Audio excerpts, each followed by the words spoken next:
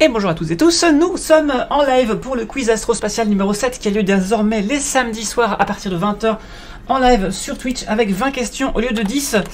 Et les mardis et jeudis dorénavant je ferai du jeu parce que avec le travail de médiation publique que j'ai, face publique que j'ai à côté, je ne peux pas tout faire, voilà. Donc je préfère prendre mon samedi après-midi pour bien préparer la soirée du samedi plutôt que faire des quiz à la va-vite les mardis et jeudis, voilà. Vous avez également le Discord de la chaîne si vous voulez venir dans la Fédération Galactique, c'est comme ça qu'on s'appelle. Et il y a également le Twitch si vous voulez venir jouer en live. Et si vous êtes sur Twitch, le YouTube est ici pour voir les VOD. Alors abonnez-vous sur YouTube si vous me suivez déjà sur Twitch, parce que tant que je n'ai pas 100 abonnés sur, donc j'ai pas 100 abonnés sur YouTube, et bien je ne peux pas avoir une belle adresse Galacticami. J'ai une série de caractères improbables pour l'instant. Donc pour pouvoir accéder à cette adresse réduite et comment dire un peu plus flashy, quoi, un peu plus pratique d'utilisation, mais il faut vous abonner sur la chaîne YouTube. Donc merci beaucoup à vous si vous avez le temps de le faire. Voilà, bien sûr, abonnez-vous à la chaîne Twitch pour m'aider à financer la chaîne et vous obtiendrez les émoticônes de la petite minette chastronaute Milky qui est ici. Voilà, la voilà, tac, et il en manque un, il manque celui-là, voilà. Pour l'instant, il n'y en a que 4, puisque bien sûr, quand vous vous abonnez, vous avez accès à ces émoticônes, mais si vous vous abonnez et si vous êtes plusieurs à le faire, vous allez débloquer des émoticônes en plus pour tous les abonnés. Voilà. C'est ça qui est super cool. Et enfin, pour finir, le Utip, pour m'aider à financer la chaîne d'une autre façon, si vous préférez. Voilà, j'ai tout dit, on va pouvoir lancer le quiz. La règle est très simple pour vous qui êtes sur YouTube dans le futur actuellement. C'est un point par bonne réponse, vous faites votre score, vous le mettez en commentaire et vous frimez et vous apprenez des choses et c'est super, voilà. Et pour vous qui êtes actuellement sur Twitch en live et vous sur YouTube si vous venez au prochain live ou si vous remontez dans le temps pour venir aujourd'hui, enfin bref, vous avez compris, et bien c'est un peu différent puisque nous jouons avec QuizKit et sur QuizKit il y a 30 secondes pour répondre à la question avec 4 propositions à chaque fois. Si vous répondez rapide et juste, vous avez plus de points. Si vous répondez faux et rapide, vous avez moins de points. Vous avez des points négatifs. C'est-à-dire que, par exemple, vous répondez juste à une question et vous répondez au bout de 2 secondes. Sur les 30 secondes, ça vous fait donc 28 points. Si vous répondez à 28 secondes sur les 30 secondes, ça ne vous fait que 2 points. Si vous répondez faux et au bout de 2 secondes, vous avez moins 28 points. Si vous répondez faux et au bout de 28 secondes, vous avez moins 2 points. Voilà. Je pense que j'ai tout dit. On va pouvoir y aller, n'oubliez pas de mettre QuizKit, je le dis une dernière fois, et on va pouvoir lancer le quiz. Hop, je baisse encore un peu le son dans mon casque, je voudrais pas non plus que ce soit trop fort. Voilà, allez, on y va, je bois un petit coup. Je vous ai menti, j'ai bu 2 coups. J'ai bu 2 gorgées, je vous ai menti. Allez, c'est parti, start game.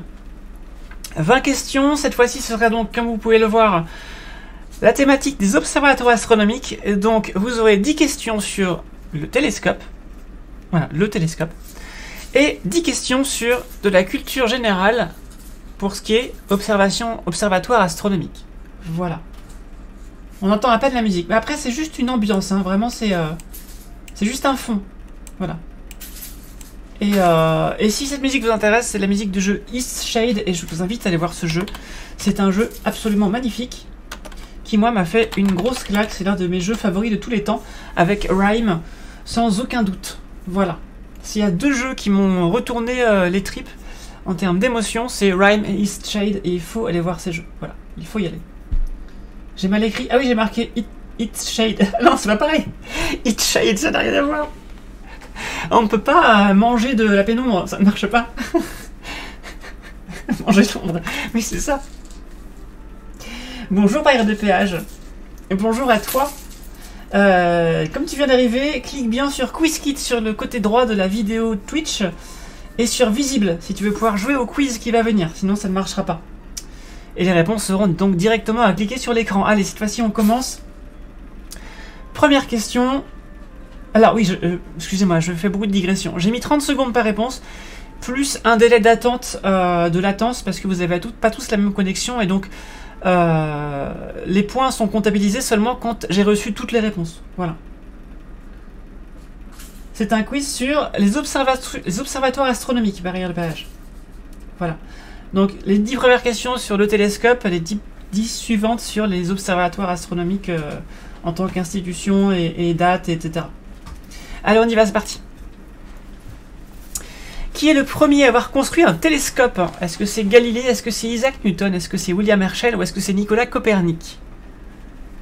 Je dis bien un télescope. Je dis bien un télescope. Faites attention à l'énoncé. C'est important. Donc là maintenant, il reste encore 13 secondes. Ouais, la dernière fois j'avais mis 20 secondes sans faire exprès, c'était quand même un peu short. Vous avez le temps de répondre. Je vous rappelle hein, que si vous répondez, si vous n'êtes pas sûr, il vaut mieux pas répondre tout de suite parce que vous risquez d'avoir des points négatifs. Voilà. Et bienvenue à ceux qui sont arrivés. Le premier piège et la première chute. C'est pas grave, le Paris-Roubaix c'est long, t'inquiète pas. Je rappelle que si vous venez d'arriver, QuizKit, voilà, cliquez sur l'icône QuizKit à droite de la vidéo et cliquez sur visible, sinon vous ne pourrez pas jouer.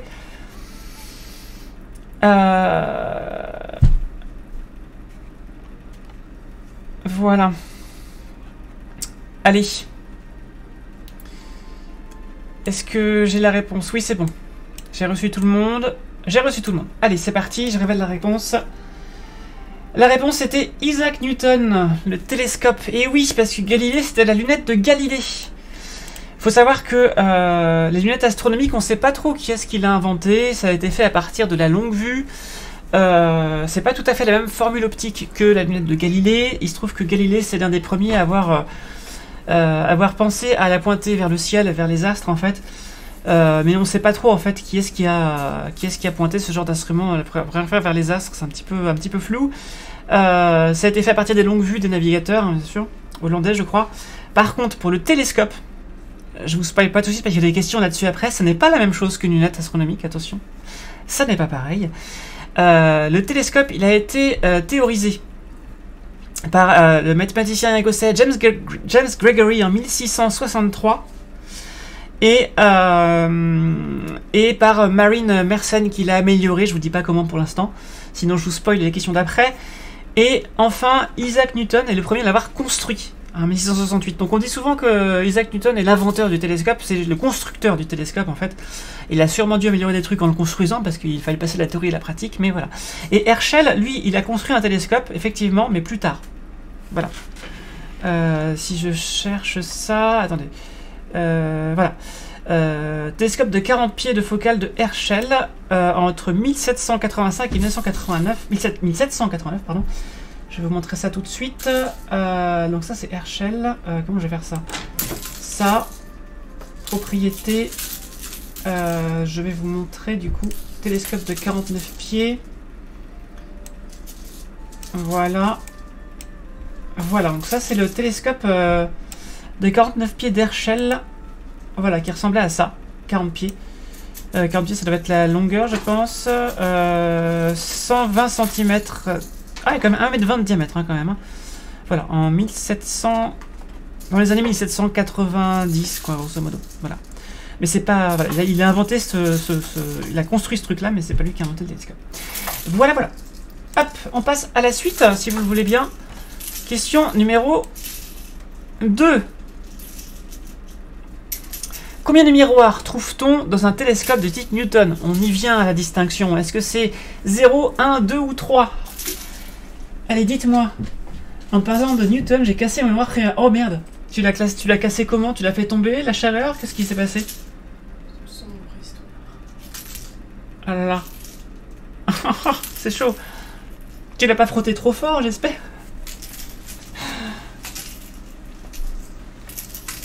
Alors, j'attends vos réponses. J'attends vos réponses. Il y a un petit chat, une petite Callisto qui joue avec ma chérie sur l'arbre à chat. Oui, il y a 2 arbres à chat dans le... Ah, il n'y en a plus qu'un. Avant, il y avait un arbre à chat aussi dans le trou, là-bas. Il y a un arbre à chat dans mon setup. Eh oui.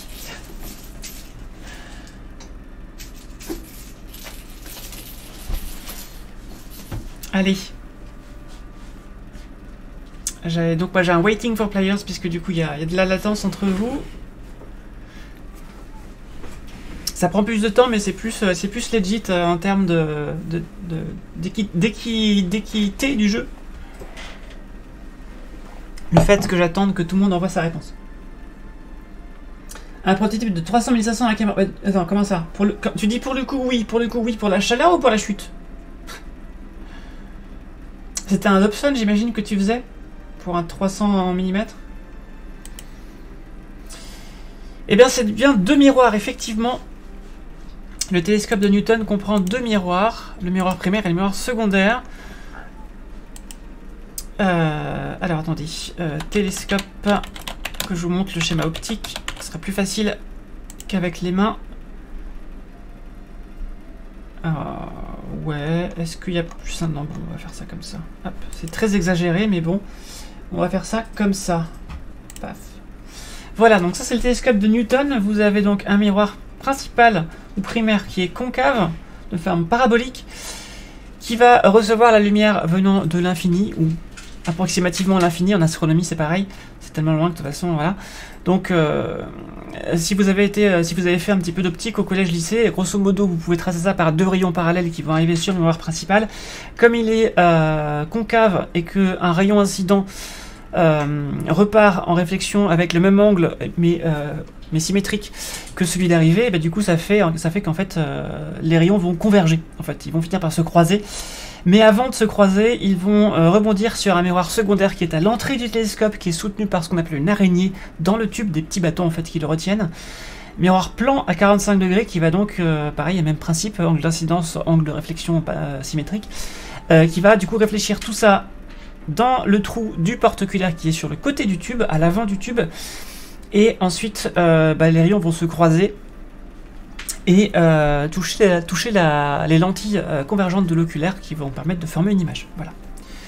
Voilà comment marche le télescope de Newton. C'est le télescope le plus simple qui existe. Il existe d'autres formules, notamment une formule avec un miroir sphérique. Alors la différence, c'est que le parabolique n'a pas tout à fait la même courbure que le sphérique. Il est un petit peu moins concave. Le sphérique, c'est un morceau de sphère en fait. Et le problème du sphérique, vous pourrez vous amuser, hein, vous faites un arc de cercle sur un bout de papier. Et puis, attendez, je vais enlever ça. Voilà. Faites un arc de cercle sur un bout de papier avec un compas. Faites venir 2 rayons parallèles, le long des carreaux du papier, par exemple, pour être sûr, sur les 2 côtés du miroir. Faites bien la réflexion avec le même angle par rapport au miroir de chaque côté. Hein, voilà, pour chaque rayon. Et vous allez voir que si vous faites ça, avec un grand nombre de rayons en fait qui viendraient de l'infini, vous en essayez plusieurs à la fois, vous en mettez 4 ou 5 comme ça qui arrivent sur le miroir, vous tracez les réflexions, vous allez voir que avec un miroir sphérique, le problème c'est que ça ne se croise pas en un seul point, ça va se croiser en une zone, contrairement au miroir parabolique qui lui, avec sa forme un peu moins concave que la sphère, ça va arriver en un seul point. Et le souci, c'est que ça vous fait un télescope myope en quelque sorte. On voit les taches floues, on voit des patates. Et donc, pour ce type de miroir-là, on met une vitre correctrice devant le télescope. Et c'est un télescope de type Cassegrain ou Schmidt-Cassegrain ou Maskutov-Cassegrain. Il y a différentes formules de ce genre-là qui permettent à la fois la vitre va à la fois corriger du coup cet effet-là et corriger aussi peut-être les imprécisions du polissage du miroir. Ce qui n'est pas le cas dans un télescope de Newton qui n'a pas cette vitre. Donc, ça a ses avantages, ses inconvénients, etc. Voilà. Bon, ça a fait d'autres choses, il y a d'autres particularités de ces types de télescopes, mais c'était pour vous donner un petit peu un aperçu de ce qui existe. Voilà. C'est bon? On y va? On passe à la suite. Et donc oui, si vous débutez en astronomie, vous aurez soit une lunette, soit un type Newton. En général, c'est comme ça qu'on commence. On y va? Question 3? On y va. Cet élément crucial d'un télescope est au tube optique ce que le cheval est au cavalier. Quel est-il? La monture, l'étrier, la selle ou le harnais? Cet élément crucial d'un télescope est au tube optique ce que le cheval est au cavalier. Quel est-il? La monture, l'étrier, la selle ou le harnais? Alors du coup, est-ce que... En retirant le chercheur, j'ai laissé tomber la plaque sans faire exprès, paf, le miroir. Attends, la plaque, quelle plaque? T'as fait tomber le capuchon du chercheur? J'arrive pas à voir de quelle plaque tu parles. C'est chaud. Mais c'est quoi? Tu l'as désaluminé? T'as rayé l'aluminium ou t'as cassé le verre directement? Parce que le miroir de télescope, c'est un bloc de verre poli avec une couche d'aluminium dessus qui est déposée par un processus électrostatique, je crois, dans une cuve à vide. Je crois qu'on fait chauffer une électrode avec de l'aluminium dessus, et on met le miroir dedans avec une anode de l'autre côté, et puis ça transfère les ions à aluminium dessus, ou un truc comme ça. Je crois que c'est comme ça qu'on fait. Et donc ça, si vous frottez, forcément, bah, ça raye. Il y a une plaque qui soutient la fixation du chercheur. Ah d'accord. Oh là là, oh je vois, d'accord. D'accord. C'est vrai que souvent les chercheurs sont à l'intérieur du tube. Ce qui relie le chercheur, c'est deux petites vis. Mais si tu as une plaque pour coller le tout, effectivement, c'est bien parce que c'est plus stable. Par contre, quand tu le dévisses, ça peut faire des dégâts. Ah là, le verre est cassé. Ah oui, là, ça c'est mort. Ah, ça c'est mort, ouais. Bon bah courage à toi. Sinon, hein, sinon, il faut que tu te fasses un atelier un atelier de verre. Tu fais refondre ton verre, tu le ressouffles et après tu le repolis. Pendant un stage de troisième, je crois, ou je sais plus, j'avais fait un stage où j'avais poli un miroir dans un labo d'optique. Un tout petit miroir, hein. Mais c'est compliqué, hein, parce que si tu fais ça à la main, il faut prendre des pilons de tailles différentes avec une poudre avec des grains différents et tout ça, jusqu'à faire la forme qu'il faut, parce qu'il faut faire les bons mouvements, que ça fasse une parabole et tout. C'est chaud quand même, hein. Moi, ce qui m'intéresse, c'est les processus industriels pour polir le verre. Alors voilà, maintenant il existe des processus industriels avec des machines et tout, mais avant on faisait ça à la main, donc c'est compliqué, hein. C'est très compliqué. Il y a des gens qui polissent eux-mêmes leur miroir pour faire leur télescope, mais c'est vrai que dans un télescope, en fait, ce qui coûte cher, c'est soit la monture, soit le miroir, soit les deux. Et si vous voulez un télescope qui va faire pour faire des photographies par exemple, ben, il va falloir prendre une monture et ça coûte très cher. Si vous voulez juste prendre un télescope pour vous rincer l'œil, prenez un télescope qu'on appelle Dobson. Je vous montre à quoi ça ressemble. Un télescope Dobson.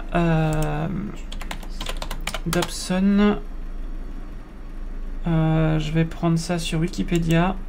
Voilà. Tac. Un télescope Dobson, ça ressemble à ça. C'est bah vous voyez, c'est le même schéma optique, hein, que Newton, mais par contre la monture c'est trois planches de bois avec une rotation sur l'axe horizontal et une rotation sur l'axe vertical. Donc, ça permet pas les mouvements ne permettent pas de faire de la photographie, vous verrez pourquoi dans les questions d'après, mais vous ne payez en gros que le miroir parce que le reste c'est un tube de métal et des planches de bois. Voilà, un roulement à billes, enfin 2 roulements à billes, 3. 2 sur l'axe horizontal et 1 sur l'axe vertical. Voilà. Voilà. Alors, qu'est-ce que tu me dis parlant de polir, vous avez vu celui qui polit des télescopes complets dans un seul morceau de verre. Ah oui, il polit tout carrément dedans. C'est un sculpteur sur glace en fait, en quelque sorte. Tu vas en profiter pour en faire un chez un artisan, tant pis pour le budget. Ok. Alors, mais peut-être pas une plaque pour le chercheur du coup. Ça existe les EQ8? Alors, c'est un petit peu du chinois, désolé. J'aime pas cette expression. C'est un petit peu du charabia, si vous ne connaissez pas. Les montures, en fait, ont différentes... disons, pour la plupart des marques, EQ, ça veut dire équatorial, et c'est EQ1, EQ2, EQ3, etc. C'est le degré de high-tech de la monture, et je pensais qu'on s'était arrêté au EQ6, mais apparemment les EQ8 exact existent maintenant. Ok. À Lyon, sur le campus de l'Adois, j'ai visité un labo qui fabriquait des miroirs. Et du coup, c'était un labo automatisé ou ça se faisait à la main à Gouzik? Je viens de lire ton pseudo, il faut que je boive. Parce que Gouzik, depuis longtemps sur le stream, me dit de boire. Et il a tellement bien fait que maintenant, il suffit que je voie son pseudo pour avoir envie de boire. Comment tu m'as manipulé? Allez, je montre la réponse. Il s'agissait de la monture. Alors, quelqu'un a répondu la selle. Ne te dénonce pas. Mais je vais t'expliquer en quoi tu t'es fait piéger par la question. J'ai posé cette question à des lycéens pas plus tard que la semaine dernière, à qui j'ai fait un atelier démontage de télescope. Et donc je leur ai posé la même question. La monture était sur la table et je leur ai dit voilà, ce truc-là, ça s'accroche au tube qui est derrière vous, voilà, hein, cet élément est au tube ce que le cheval est au cavalier. Et quelqu'un a répondu la selle. Je pense que c'est du même ordre que si je vous fais répéter le mot blanc 15 milliards de fois et que je vous dis qu'est-ce qu'elle boit la vache, vous allez répondre du lait. Ne cherchez pas, vous allez répondre du lait. Même si vous êtes persuadé de savoir qu'une vache, ça boit de l'eau, vous allez répondre du lait parce que vous êtes conditionné comme tout un chacun dans cette société. Et même si vous vous concentrez très très fort, au pire du pire, enfin au mieux, vous allez répondre du lot. J'ai un ami qui a déjà répondu du lot parce qu'il savait que c'est... Voilà. Vous allez répondre du lait. Et bien là c'est pareil, si je vous dis un truc entre le cheval et le cavalier, vous allez répondre la selle. C'est obligé.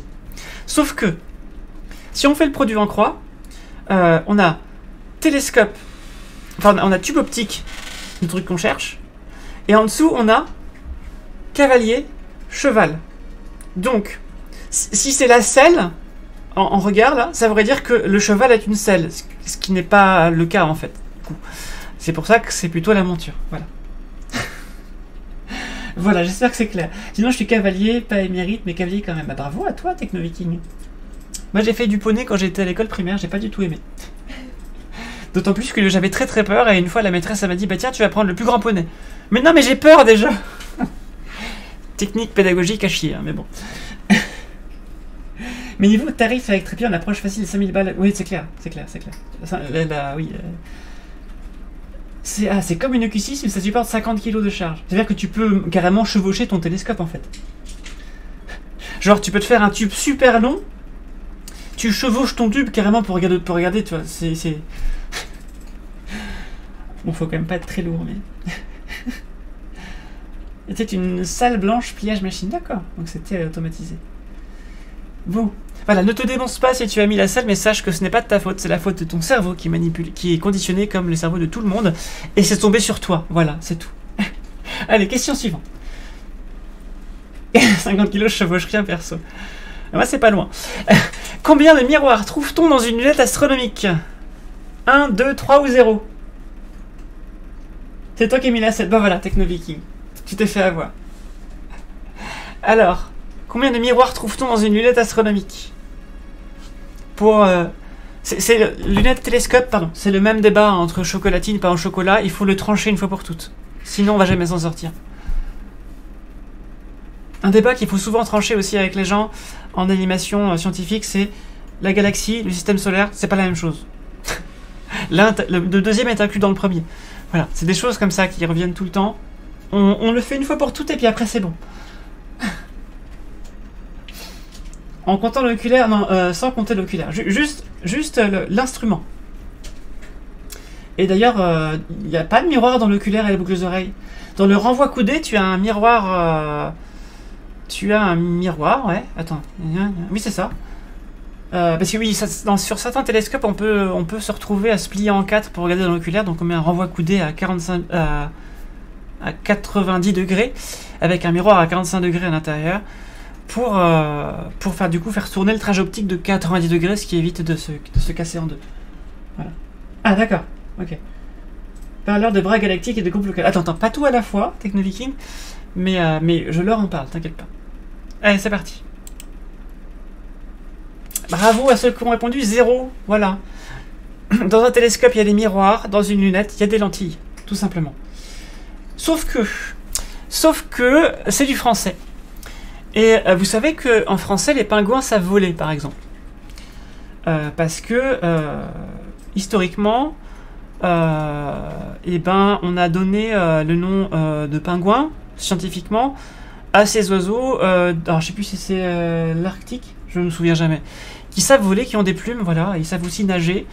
Mais en fait, pour les oiseaux, nageoire ou aile, il faut choisir. Pour être efficace, c'est soit l'un, soit l'autre. Et il y a les manchots. Les manchots, eux, ne peuvent pas voler. Ils ont des nageoires. Et il se trouve qu'on est la seule langue au monde à dire ça comme ça. Parce que tous les autres, ils ont pris le mot pingouin, non pas pour le nom scientifique des pingouins, mais pour le nom commun des manchots.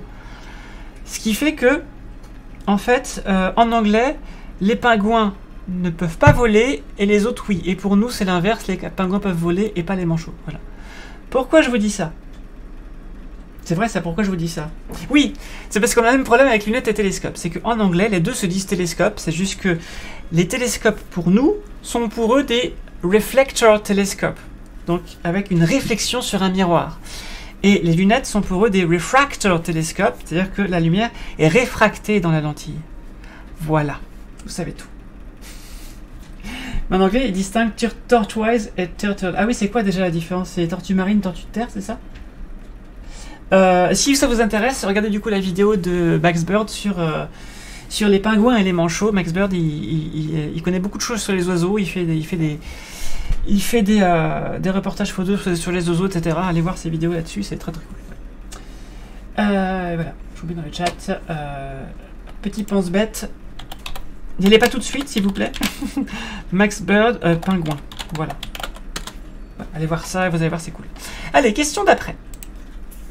Question numéro 5. Dans l'œil humain, quel est l'équivalent de l'ouverture du télescope? Est-ce que c'est la rétine? Est-ce que c'est le cristallin? Est-ce que c'est l'iris? Ou est-ce que c'est la pupille? Si vous ne connaissez pas trop d'optique, réfléchissez à l'étymologie des mots. L'ouverture du télescope, est-ce que c'est la rétine, le cristallin, l'iris ou la pupille? Je vous écoute. Et merci d'être là ce soir. Je vois que vous êtes entre 10 et 15. Merci parce qu'il y a le Z-Event en même temps, qui est trop cool. Et j'ai hésité à maintenir mon stream, mais je l'ai maintenu quand même en me disant que c'est toujours cool d'avoir un quiz astro quoi qu'il arrive. Voilà. Donc merci à vous. Peut-être un jour je serai. Peut-être qu'un jour le samedi soir je ferai le quiz astro sur le Z-Event. Peut-être un jour quand j'aurai un stream très connu. Mais ça dépend que de la qualité de mes streams et de vous.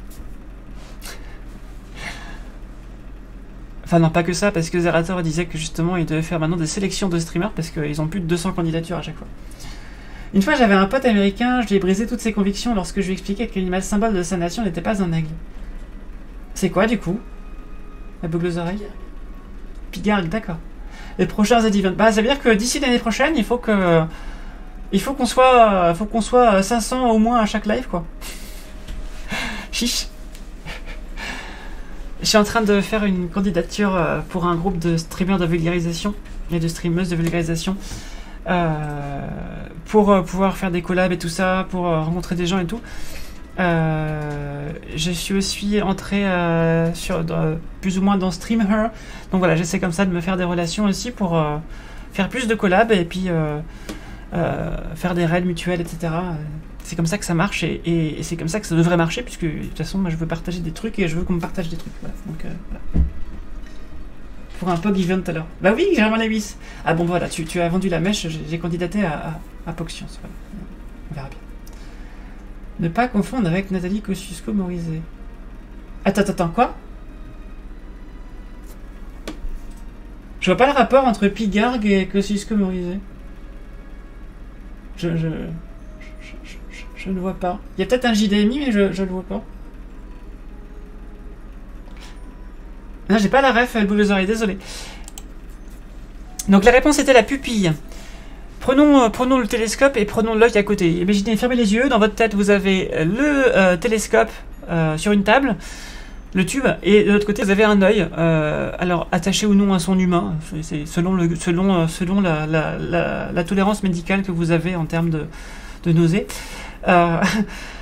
L'ouverture du télescope, c'est en fait c'est l'entrée du tube. L'ouverture, c'est l'entrée quoi en fait, ce qui est ouvert, c'est là où ça passe quoi.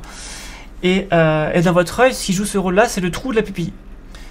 Et d'ailleurs, en optique, l'ouverture et la pupille, c'est synonyme en fait. On utilise parfois le mot pupille aussi. Hein. Ensuite, dans un appareil photo, ce qui fait clac-clac, c'est le diaphragme, c'est cette membrane qui fait son origami, qui se plie et se déplie pour ouvrir et fermer l'ouverture, pour avoir plus ou moins de lumière qui rentre dedans. Et ben, pour l'œil, c'est l'iris, c'est les muscles que vous avez autour de la pupille qui vont se contracter quand il y a de la lumière et se rétracter quand il n'y en a pas beaucoup. Ensuite, le cristallin, c'est l'équivalent de la lentille de la lunette, puisque c'est une lentille, le cristallin, c'est une lentille dont l'œil est même capable d'adapter la vergence, c'est-à-dire l'épaisseur, et donc la façon dont les faisceaux convergent, pour voir au loin et de près. C'est la même chose que le porte-oculaire qu'on peut déplacer pour faire la mise au point sur le télescope en éloignant ou en rapprochant la lentille de là où les rayons se croisent, donc du point focal du télescope. Et enfin, la rétine, ce serait soit l'observateur derrière son télescope, soit le capteur CCD de l'appareil photo, de la caméra ou de la webcam qu'on met derrière le télescope. Voilà. Ah, c'est vrai que ça me rappelle quelque chose d'un épisode du JDG où il y avait Kosciuszko Morizet qui apparaissait en subliminal. Je sais plus ce que c'était, mais... D'accord, très bien. Voilà, j'espère que l'explication vous a aidé. J'espère que comparer le télescope à un cheval et à un œil, ça vous a aidé peut-être à racoler un petit peu ces différentes notions sur l'architecture aux choses du quotidien, aux choses peut-être que vous avez plus l'habitude de voir. Voilà. Allez, c'est parti, on y va. Question numéro 6. Une fois avoir déployé le trépied surmonté de la monture d'un télescope, vous avez mis les deux l'un sur l'autre, voilà. Quel est le premier réglage à faire? Est-ce qu'il faut régler la latitude et la longitude de la monture? Est-ce qu'il faut orienter le tout vers le nord? Est-ce qu'il faut régler le niveau à bulle? Ou est-ce qu'il faut prendre une pause pour souffler un peu? Sachant que je parle du premier réglage à faire, hein. Tous les réglages qui sont indiqués ici, il faut le faire. Mais lequel faut-il faire en premier? Faire un bisou à son chien. Oh, c'est trop mignon ça. Oh là là. J'ai un spectacle que je ne peux pas vous montrer parce que je veux pas montrer ma chérie à la caméra, mais elle a Padmé dans ses bras. Et Padmé, elle est comme ça. Ouais. Et ça. Vous savez, quand elles ont les petites pattes qui se replient comme ça, ça veut dire fais ce que tu veux, je m'en fous. Vas-y. Caresse. Le ventre, tout. On s'en fout, vas-y. Et les chats qui font ça, c'est rare. Et quand ils le font, c'est qu'ils sont en parfaite confiance. Si vous avez des chats, vous savez de quoi je parle. D'ailleurs, on résiste très fortement à prendre pour l'instant... Tant qu'on n'a pas de maison, tant qu'on est en appart, on résiste très fortement à prendre une troisième minette. Parce que Callisto, en fait, dès qu'elle voit un nounours ou un truc un peu doux, elle le prend dans sa bouche et elle le promène partout. On a l'impression qu'elle a envie d'avoir un petit bébé, en fait. Donc des fois, je fais Callisto, est-ce que tu veux un petit bébé? Et des fois, je fais à Padmé, tu veux un petit bébé? C'est notre rationalisation pour avoir un troisième chat. On se dit, c'est pas raisonnable en termes de finances et tout ça. Mais on se dit peut-être que Callisto en veut un et du coup ça justifie tout. Qu'est-ce que vous en pensez? Ça justifie tout, n'est-ce pas? La rationalisation, c'est le biais cognitif qui fait que vous avez fait un truc un peu ouf et pour vous rassurer après, vous cherchez des raisons a posteriori. Par exemple, quand j'ai acheté ce globe de Mars, c'était il y a 3 ans, en rencontre du ciel et de l'espace, j'étais dans le rouge total. C'était 120 € chez National Geographic, il est vachement bien d'ailleurs. Et je l'ai acheté, j'ai craqué quoi. Parce qu'à force de travailler sur... Je travaillais sur le stand de l'AFA, à ce moment-là, de l'Association France d'Astronomie de Ciel et Espace. Et je faisais gagner des abonnements Ciel et Espace avec un jeu de piste que j'avais fait dans toute l'expo et tout. Et donc à chaque fois je passais, à chaque boucle du jeu de piste où j'allais faire des conclusions avec les gens, je passais devant ce machin et je l'ai acheté. Et après je me suis dit, ah bah je le mettrai en fond sur mes vidéos. Sauf que ces vidéos j'ai mis beaucoup de temps à les faire et finalement après j'ai fait 2 ans de pause de vidéos et après j'ai repris le stream. Et maintenant il est là, voilà, maintenant il est là. Donc maintenant c'est rentabilisé, ça y est, voilà. Allez. Et oui, il faut commencer par orienter le tout vers le nord. Alors attendez, avant que vous me dites... Avant que vous me disiez, non mais moi je fais ça d'abord, attendez, il y a une raison logique à ça. Prendre la pause pour souffler un peu, ça pourrait être tentant, mais vu qu'on en est qu'au tout début, il vaut mieux le faire une fois que tout est installé. On va se prendre un café ou un thé et on revient. C'est plus efficace. Bon, donc pas ça. Sinon on n'a pas fini. Régler le niveau à bulle. Alors ça peut être intéressant, mais si vous observez depuis la nature en fait, pas forcément sur une terrasse, mais je sais pas, dans un champ quelconque, que vous réglez votre niveau à bulle et que vous vous rendiez compte, ah bah merde, le trépied il est pas vers le nord. Bah du coup vous tournez votre trépied et paf, faut refaire le niveau à bulle. C'est con, c'est con quand même. Voilà. Ensuite, régler la latitude et la longitude de la monture. Alors on verra que c'est très important pour pouvoir suivre le mouvement des étoiles. Sinon vous montrez Jupiter et 2 secondes après votre pote arrive pour le voir et il est plus là. Le sortilège, qu'est-ce que c'est que ce sortilège? Bah, c'est que la Terre elle a tourné. Hein, voilà. Pour ça, il faut régler, on verra comment ça s'appelle après, il faut régler la latitude et la longitude. Bon, mais c'est pareil, si vous le faites avant toute chose, ben, si jamais le niveau à bulle n'est pas bon, bah, il faudra recommencer. Si votre monture n'est pas orientée vers le nord, il faudra recommencer. Voilà, donc c'est con. Commencez par orienter votre monture vers le nord. Voilà. Et il y a même des trépieds, de toute façon, pour lesquels le nord est déjà indiqué sur le trépied. On commence par mettre le trépied vers le nord et après la monture par-dessus. Des fois, c'est sur la monture que c'est indiqué. Voilà, en tout cas, faites ça d'abord. Sinon, vous allez criser. On va vous entendre faire sur le champ astro et c'est pas bon. Voilà. Merde, j'ai eu bon. Bah voilà. Bravo, Techno Viking. Ah ben là, même si vous faites pas d'astro, En prenant son temps avec un peu de logique, vous auriez pu trouver. Par contre, avec que 30 secondes, c'est pas sûr. Il faut le temps de comprendre un petit peu les notions qui sont expliquées, mais voilà. Ok, va pour le nord, mais c'est pas vers le nord, d'ailleurs, c'est vers la polaire. Oui, mais ça, pointer vers la polaire, pour le 5 c'est avec régler la latitude et la longitude. D'abord, tu orientes ta monture grossièrement vers le nord. Parce que si tu n'as pas orienté ta monture grossièrement vers le nord, eh ben, tu peux pas pointer la polaire, parce qu'elle sera pas dans ton champ de vision après. Tu vois? Et tu peux orienter ta monture vers le nord d'autres façons que l'étoile polaire. Tu peux prendre une boussole, tu peux prendre ton smartphone, tu peux t'orienter grossièrement parce que tu connais, tu sais où s'est couché le soleil à tel jour, machin. Tu peux faire, il y a plein de façons différentes de le faire. Mais je veux pas. Pourquoi tu veux pas avoir bon? T'as peur d'être geek, c'est ça? Allez, next question. Comment s'appelle la petite lunette installée en parallèle du tube optique de la plupart des lunettes et télescopes? Est-ce que c'est le viseur, le pointeur, le chercheur ou le cibleur? Allez, je vous laisse réfléchir à la question.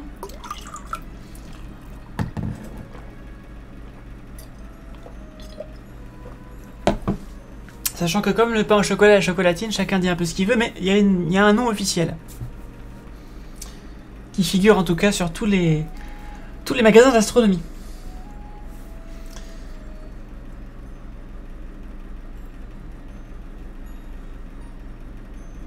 Tu veux faire le score le plus nul possible? Bah après tu peux aussi bah tu peux à ce moment-là tu réponds le plus vite possible à chaque fois sans regarder. Tu seras sûr de faire le truc le plus nul possible. Bah, justement avec les oreilles, on va en parler de ça. Enfin pas de celui-là en particulier mais on va en parler. Ah mais j'ai des bulles qui remontent. Avant dans mon ancienne vie je faisais des concerts et j'avais toujours cette peur d'avoir besoin d'éternuer en pleine chanson ou de rôter en pleine chanson. Et ça m'est souvent arrivé, entre un couplet et un refrain, de faire un riff de plus à la guitare pour pouvoir rôter en fait à côté du micro parce que sinon c'était mort. Et tu le sens venir et tu te dis est-ce que j'aurai le temps de finir le couplet ou pas? Si je commence le refrain maintenant, est-ce que c'est risqué ou pas? C'est horrible, juste horrible. Feuilleté au chocolat. Ouais, on avait dit feuilleté roulé au chocolat, Gozdik, effectivement. Allez. Donc, effectivement, c'est le chercheur. Le pointeur, c'est ce qu'on utilise plutôt pour la version laser. C'est juste une petite cible avec un laser qui pointe vers le ciel. Ou un point rouge qui s'affiche sur la petite vitre de la cible. Et ça, c'est un pointeur. Ou un viseur laser. Le cibleur, ça n'existe pas. Et le chercheur, bah, c'est la petite lunette qu'on met à côté. Alors parfois, il est possible d'avoir un très très gros télescope sous coupole et que le chercheur soit lui-même un télescope. Ça, c'est possible aussi. Ce qui compte, c'est le champ de vision. C'est que si vous cherchez une fourmi qui est en train de courir sur une table, regardez comme ça à l'œil nu, vous la trouvez facilement parce que votre champ de vision il inclut toute la table. Si vous regardez à travers un rouleau de PQ, bah, c'est un peu plus compliqué. Et si vous regardez à travers un tout petit champ de vision qui serait comme ça, là, eh ben, c'est encore plus compliqué. Sachant que le champ de vision d'un télescope, c'est ça sur le ciel, quoi. Et encore, là c'est beaucoup, là. Et donc vous avez besoin d'un champ de vision intermédiaire avec un grossissement intermédiaire.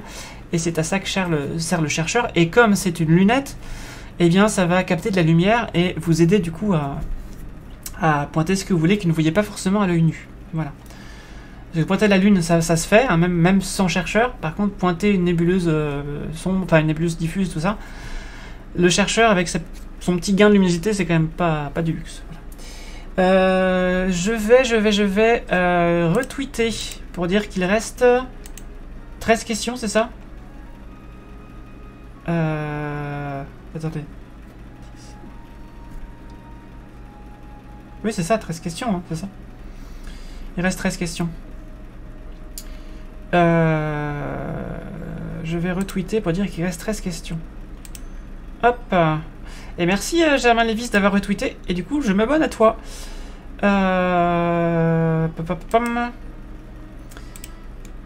Hop. Rejoignez-nous.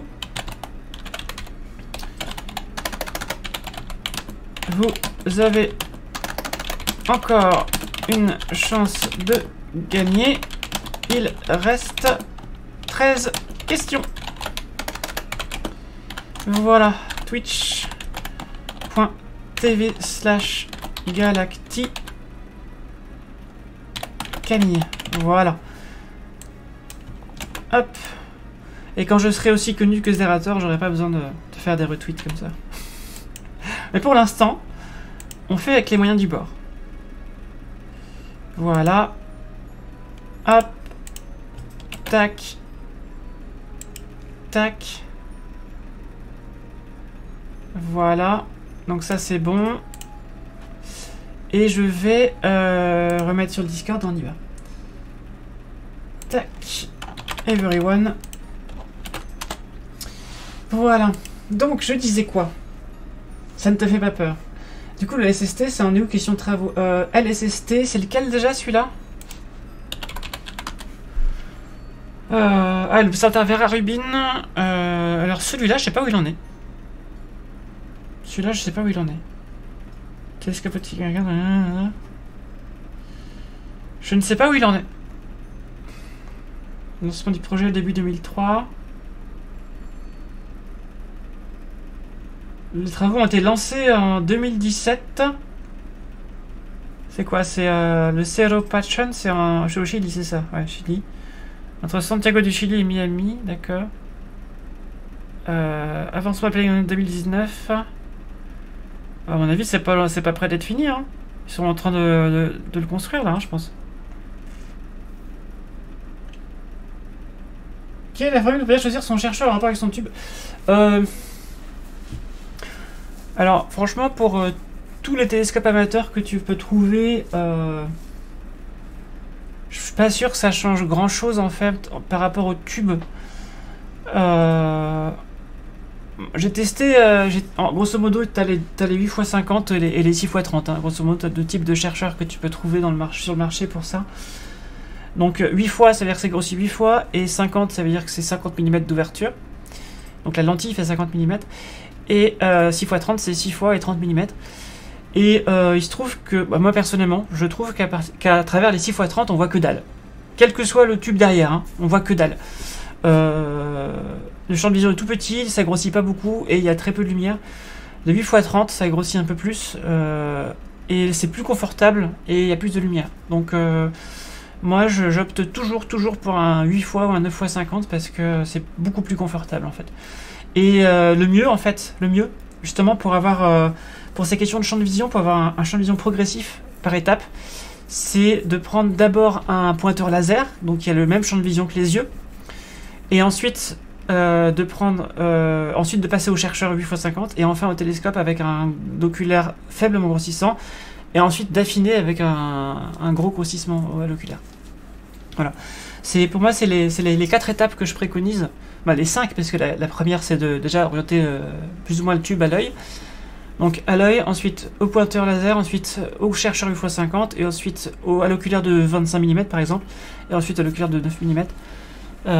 Pour moi, c'est la procédure la plus efficace, je trouve, en termes de confort et de précision. Voilà. J'espère que ça répond à ta question. Du coup, je te fais une réponse plus pratique que technique, puisque c'est vrai que le côté technique, c'est, je connais pas tout. Hein. Je suis très très vaguement astronomateur, donc voilà. Mais par contre, en termes de pratique, franchement, ouais, voilà. Message du bot, boire. Merci, Godzig. Surtout après une longue tirade comme celle-là. Donc franchement, si tu te fais un télescope de 300 mm de diamètre, achète-toi un pointeur laser et un chercheur 8x50. Ce serait dommage de ne pas pouvoir pointer des choses précises pour un aussi gros télescope en fait. Ce serait très dommage. Donc voilà. Privilégie le confort. Donc tu y es, fais-toi une bête de course quoi. Voilà. Et pour les oculaires, mais après ça dépend de ton télescope. Attends, c'est quoi? C'était 300 1500, c'est ça que tu avais dit? 300 1500, ça fait combien ça?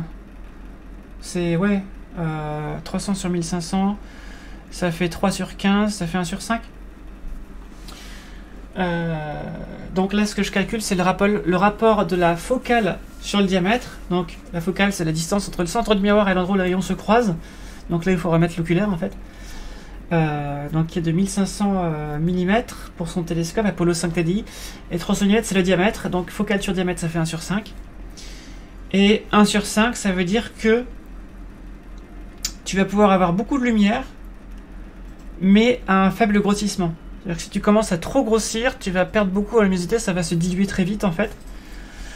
Et si c'était l'inverse, si tu avais une très grande focale et par rapport au diamètre, eh bien tu aurais du coup plutôt du 1 sur 10 et choses comme ça. Et ça voudrait dire que tu aurais moins de lumière dans ton télescope par rapport à ce que tu pourrais avoir à grossissement égal en fait. C'est-à-dire que tu pourras grossir beaucoup plus.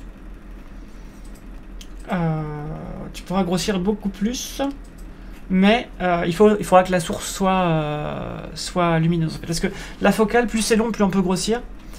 Mais si c'est trop grand par rapport au diamètre du télescope, on perd de la lumière en fait. Ça veut dire qu'avec un télescope avec une très grande focale, il faut voir des cibles très lumineuses. Mais on peut beaucoup grossir par contre. Et avec un télescope comme le sien, avec une focale plutôt courte, il va plutôt falloir regarder des choses très peu lumineuses, mais qu'on grossit pas beaucoup du coup.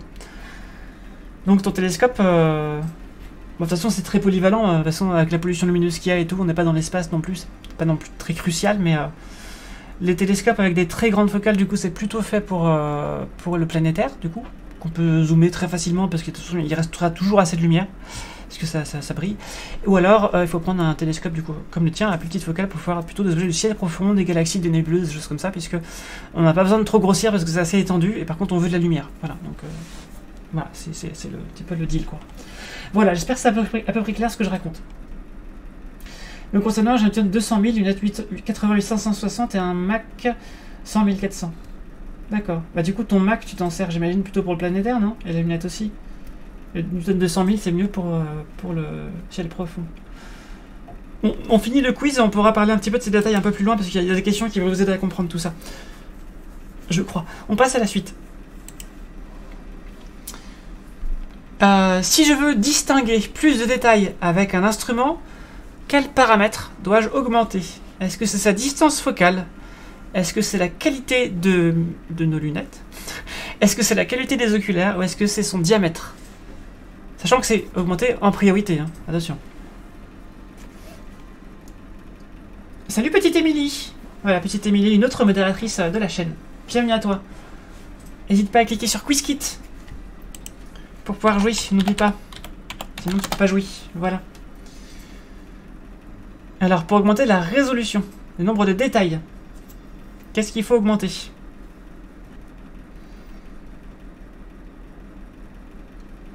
Alors, waiting for players, comme d'habitude, il faut un petit temps de latence pour que tout le monde arrive au même moment et que vous ne soyez pas lésés par rapport au temps. Et je rappelle que si vous ne connaissez pas trop le stream, à chaque fois que vous parlez, vous avez un petit chat qui s'affiche sur l'écran à votre effigie. Alors, bon, c'est normal, hein, c'est normal si vous ne connaissez pas. Donc, pour récapituler, la distance focale, c'est la distance entre le centre du miroir et l'endroit où les rayons se croisent. Et c'est la distance focale qui va vous donner grossissement. C'est en fait la focale de la lentille de l'oculaire divisée par la focale du télescope qui donne le grossissement. Si par exemple, comme le télescope 200 000 de Polo 5 Teddy, Newton avec 200 mm de diamètre pour le miroir et 1000 mm de long pour la focale. S'il met un oculaire de 100 mm de focale, donc une loupe, une lentille convergente qui a 100 mm de focale, c'est-à-dire que les rayons se croisent 10 cm après la loupe, et ben vous faites 1000 sur 100, c'est ça, 1000 sur 100, et ça vous donne 10 fois. S'il prend un oculaire de 10 mm, 1000 sur 10, ça vous donne 100 fois, etc. etc. Donc forcément, plus la focale est longue du télescope, plus à oculaire égal, vous allez grossir. D'accord? Et le diamètre, en fait, il se trouve que le diamètre d'un télescope, peu importe ce qu'il y a sur le miroir, que le miroir soit crade ou pas, peu importe, vous allez accéder à un certain nombre de détails en fonction de la taille du miroir. C'est-à-dire qu'il ne faut pas confondre la qualité de l'image et le nombre de détails. Vous pouvez tout à fait avoir un nombre de détails conséquent, mais une qualité pourrie.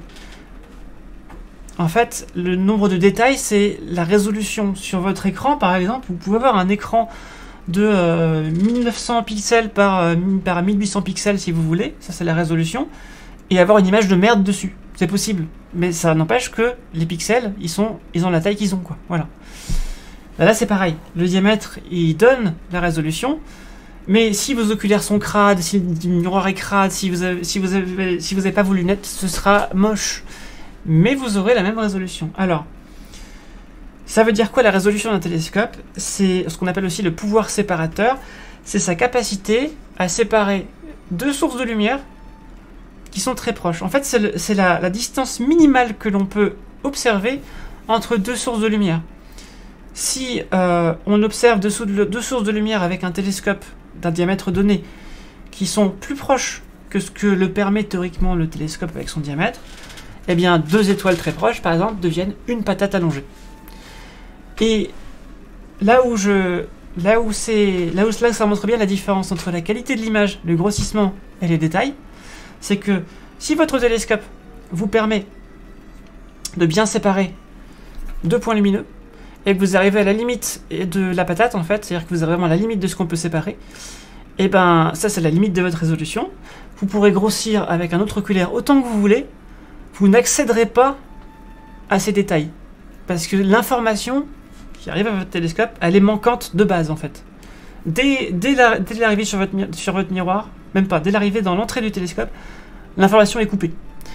Et donc, si vous grossissez, vous allez juste grossir la patate. Voilà, c'est tout. Donc voilà, donc ça va pas beaucoup vous aider. Et qu'est-ce que je voulais dire? Oui, en fait, c'est comme si vous avez une image d'une maison sur votre écran. Donc, votre écran il a une résolution de tant de pixels par tant de pixels. Ça, c'est comme ça, c'est physiquement dans l'écran. Et si la fenêtre de votre maison fait 3 pixels de haut sur 2 pixels de large, et ben si vous grossissez, si dans le fichier elle fait 3 pixels de haut sur 2 pixels de large, si vous grossissez, parce qu'il vous reste des pixels sur l'écran, et ben ça fera une fenêtre avec un peu plus de pixels, certes, mais pas plus de détails puisqu'ils étaient déjà pas à la base. Voilà, vous allez juste agrandir, vous allez juste moyenner les 3 pixels que vous aviez sur les 15 pixels que vous avez à la fin. Voilà, ça va pas beaucoup aider, là c'est pareil. J'espère que c'est clair. On est dans la théorie, la partie où j'étais paumé en cours de physique terminale, donc je commence à sécher. Bah, avec l'écran, peut-être ça va pouvoir t'aider. La résolution d'un télescope, c'est le nombre de pixels que ça sur l'écran. Donc c'est l'information en fait, tout simplement. Et la qualité, le grossissement, tout ça, c'est des traitements que tu peux faire sur l'image, mais qui vont pas te donner accès à l'information qu'il n'y a pas au départ. C'est tout. C'est juste cosmétique, quoi. Ok? Allez, c'est parti, on passe à la suite. Alors, quel est l'intérêt d'avoir un miroir primaire de plus grande surface dans un télescope? Et c'est la dernière notion qui nous manquait. Rendre l'instrument plus compact, grossir plus fortement, collecter plus de lumière ou frimer devant ses amis, comme Polo 5 TDI. Pardon. Alors, dites-moi. À quoi ça sert que le miroir ait une grande surface réfléchissante?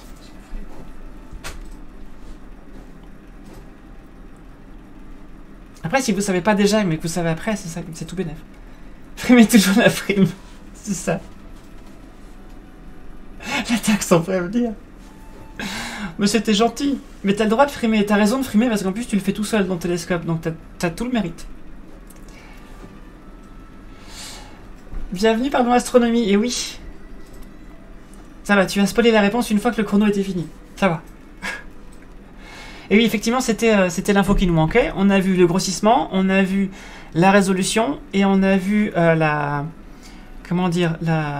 l'adaptabilité sur différentes sources de lumière, qu'elles soient grossissables ou lumineuses ou pas.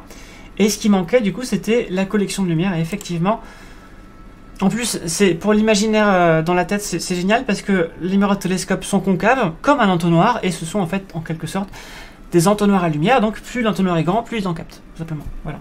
Et après, ce sera modulé par la focale, rappelez-vous, puisque grossir peut dégrader la luminosité du télescope. Parce que si on grossit, en fait, on va diluer la lumière. On va prendre en grossissant, on va zoomer en fait sur une partie de la lumière qu'on reçoit, sur une partie de l'image qu'on reçoit, et donc on va en prendre qu'une fraction de la lumière. Et donc plus on grossit, plus on perd de lumière. Voilà. Plus la focale est grande, plus on perd de lumière. Mais de base, c'est la surface réfléchissante du miroir qui collecte la lumière, qui donne la luminosité de l'instrument. Et c'est la taille du miroir qui donne les détails. Et c'est ensuite la longueur focale qui donne le grossissement de ces détails. Le grossissement, la longueur focale, ne peut pas nous faire accéder à des détails que le miroir ne nous donne pas. Enfin, que l'ouverture, que le trou du télescope ne nous donne pas. Et ces détails ne peuvent pas être accédés si la surface du miroir n'est pas suffisamment enluminée, donc avec de l'aluminium, pour avoir assez de lumière. Sinon, de toute façon, il fait tout noir. Voilà. Et donc, ça veut dire quoi? Ça veut dire un truc très rigolo. Regardez, imaginez... bon, alors, c'est un peu plus compliqué que ça. Il y a des petits réglages à faire en plus. Voilà, mais en théorie, le miroir cassé de Polo 5 TDI, eh ben, c'est pas très grave parce que, théoriquement, si on prend... Enfin, on n'a pas les moyens, nous, amateurs, d'en faire quelque chose. Mais en théorie, un miroir de télescope, s'il y a juste quelques patchs d'aluminium dessus, il marche toujours. C'est-à-dire la résolution reste la même, le nombre de détails reste la même. Par contre, la luminosité est toute pourrie. Parce qu'il y a juste la somme des petites surfaces d'aluminium qui réfléchit la lumière. Ça veut dire donc que on pourrait tout à fait découper le miroir en plein de petits miroirs, les espacer, et si on les espace de 100 mètres, eh bien, en théorie, on a un miroir avec résolution équivalente de 100 mètres de diamètre. Par contre, en termes de luminosité, on a toujours la somme des petits miroirs, et non pas le miroir de 100 mètres de diamètre. Et bien ça s'appelle un interféromètre. Selon les formules optiques, un interféromètre ou un super télescope, c'est pas tout à fait pareil, c'est juste que le super télescope, le miroir épouse la forme d'un grand miroir, parce qu'un interféromètre, les miroirs sont indépendants et recombinés d'une autre façon par des mécanismes optiques. Mais le principe c'est ça. Et qu'est-ce que je voulais dire? Et du coup, voilà, on obtient un grand miroir en termes de 100 mètres en termes de résolution, mais pour le VLT, par exemple, 4 fois 8 mètres de diamètre en surface. Voilà. Voilà. Méthode pour collecter plus de photons, s'assembler virtuellement plusieurs télescopes. Ouais, c'est ça. Donc, soit on les assemble, soit on assemble virtuellement plusieurs télescopes indépendants en recombinant et en mettant en phase leurs ondes lumineuses qui nous parviennent dans un mécanisme optique indépendant des 4 télescopes OVLT, par exemple. Soit, donc ça c'est Antoine Labéry et son équipe qui travaillaient là-dessus, au LISA, je crois.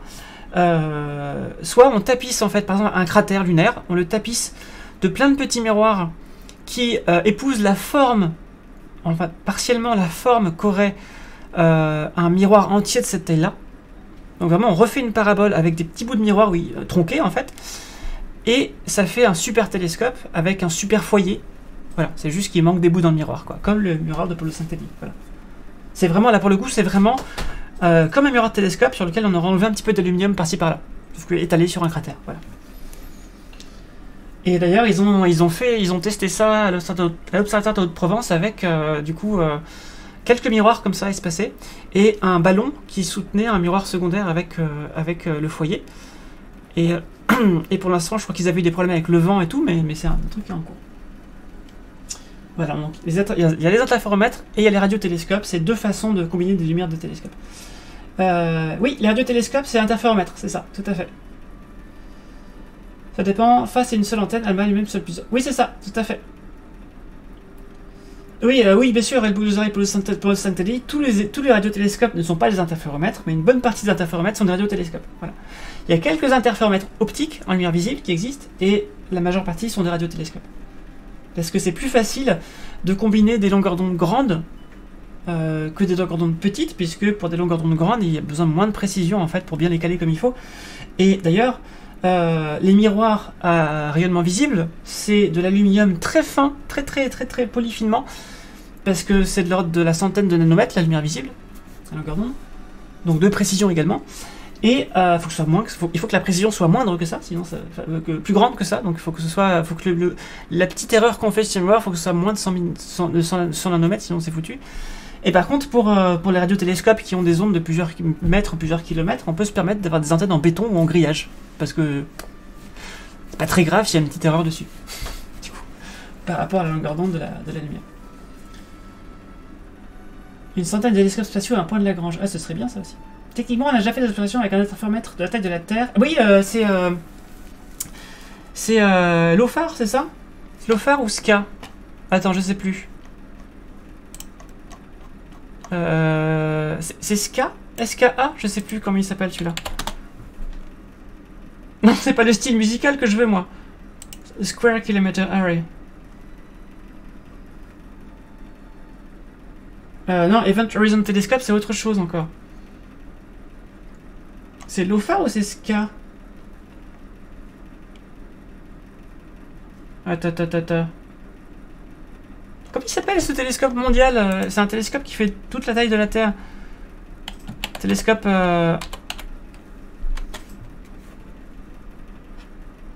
Télescope... Tu parlais de l'Event Horizon Telescope? Alors du coup c'est une combinaison de plusieurs... Ça va être une combinaison de plusieurs télescopes du coup. Parce que LOFAR... C'est ça.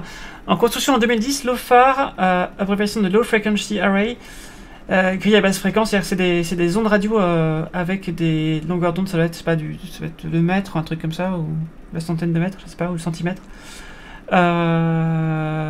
Voilà. Le plus grand radiotélescope du monde. Les postes seront installés dans plusieurs pays européens dans le but d'obtenir une aire d'observation supérieure au 1 km². Voilà. Donc il y a plusieurs projets de combinaison de radiotélescopes à travers le monde comme ça. On veut du pognon pour la recherche.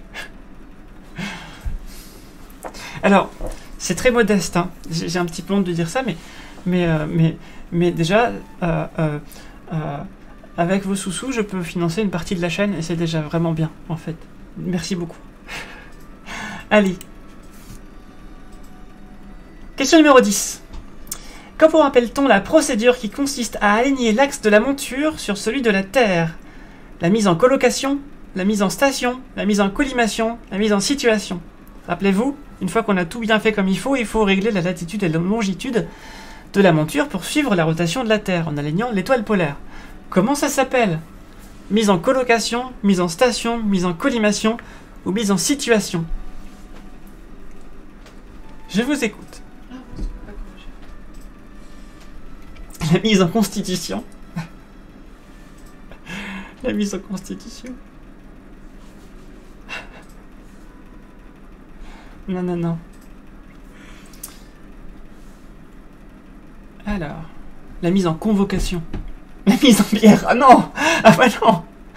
Si, j'ai fait une mise en bière de télescope. Le premier télescope qu'on m'avait acheté quand j'étais petite, c'était un de ces télescopes avec des montures pourries. C'était une monture équatoriale quand même, mais...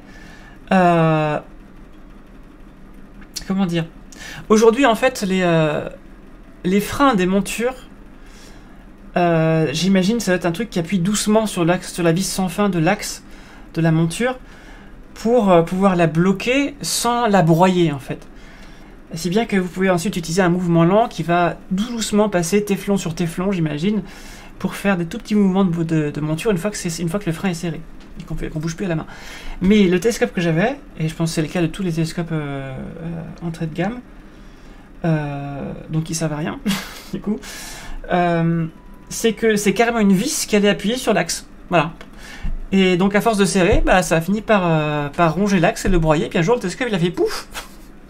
Voilà, mise en bière du télescope. Yep. Ah, attends. JDMI. Voilà. Un JDMI général.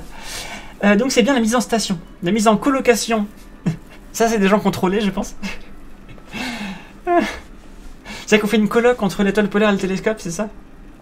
Alors pourquoi on fait ça d'ailleurs? Quelqu'un a dit à juste titre tout à l'heure dans le chat que c'est pas exactement le nord qu'on pointe, c'est l'étoile polaire. Alors d'abord, on met le trépied et la monture grossièrement vers le nord.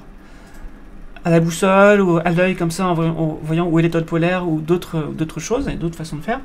Et une fois que c'est fait, eh bien il faut régler déjà, orienter la base de la monture. C'est deux axes qui une fois réglés au début de la soirée reste fixe ensuite. C'est la longitude, donc l'axe qui fait ça, et la latitude, l'axe qui fait ça.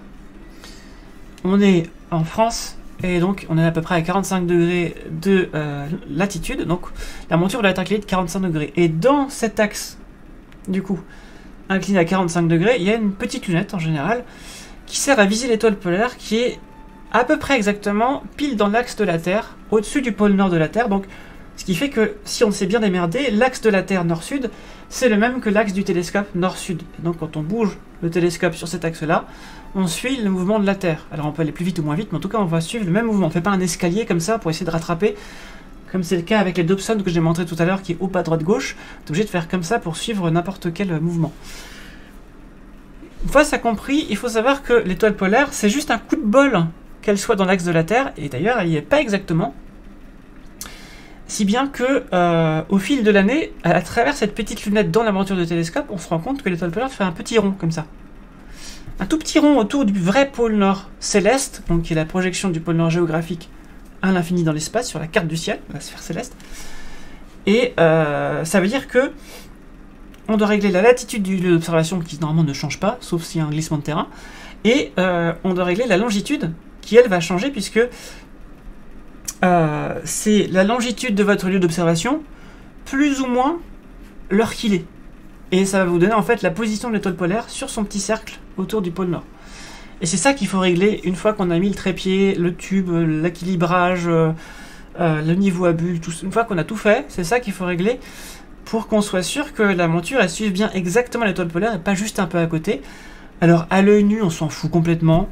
On fait à peu près, même la visualisation elle n'est pas utile quand on regarde à l'œil nu, puisque avec les mouvements lents justement de la monture, on peut s'en sortir pour rattraper la petite erreur qu'il y a entre deux observateurs. Par contre, si vous faites des photos, ça va se voir si vous n'avez pas fait la mise en station, puisque le petit décalage de l'étoile polaire, ça va faire des traînées sur... si vous faites une longue pause, en fait, vous allez avoir aux étoiles qui vont s'imprimer un certain temps sur votre pellicule ou sur votre capteur CCD, et s'il y a ce petit décalage, il va y avoir une dérive et ça va faire un trait, en fait, au lieu d'un point. Voilà. Voilà ce que je voulais dire par rapport à ça. Et oui, donc c'est un coup de bol, puisque, en fait, c'est... j'ai pas de toupie là sous la main. Mais en fait, là, je cherche quelque chose qui pourrait faire office de toupie. Tiens, parfait. Une bouteille de parfum, voilà. Voilà, donc, imaginons que c'est une toupie. À la fin de son cycle de rotation, quand elle a plus beaucoup d'énergie cinétique et qu'elle commence à frotter grave sur l'air et sur la table, elle finira par faire ça. Et ça, c'est un mouvement de précession de l'axe. Donc c'est l'axe qui se met à tourner autour d'un axe vertical. Voilà. Et après, elle s'arrête. L'axe de la Terre, lui, va pas s'arrêter, parce qu'il n'y a rien qui frotte dans l'espace, les terres n'existent pas. Par contre, il tourne en fait autour d'un axe vertical qui serait à 23 degrés, parce que l'axe de la Terre est à 23 degrés. Donc en fait, l'axe de la Terre va tourner autour de la perpendiculaire au plan de l'orbite de la Terre. Et donc ça fait comme ça. Et ça veut dire que l'axe de la Terre, nord-sud, il pointe l'étoile polaire en ce moment, mais il n'a pas toujours pointé l'étoile polaire. En fait, ça met 25 000 ans à faire le tour, et il y a 12 500 ans, c'était l'étoile Vega de la constellation de la Lyre qui était le nord, en fait.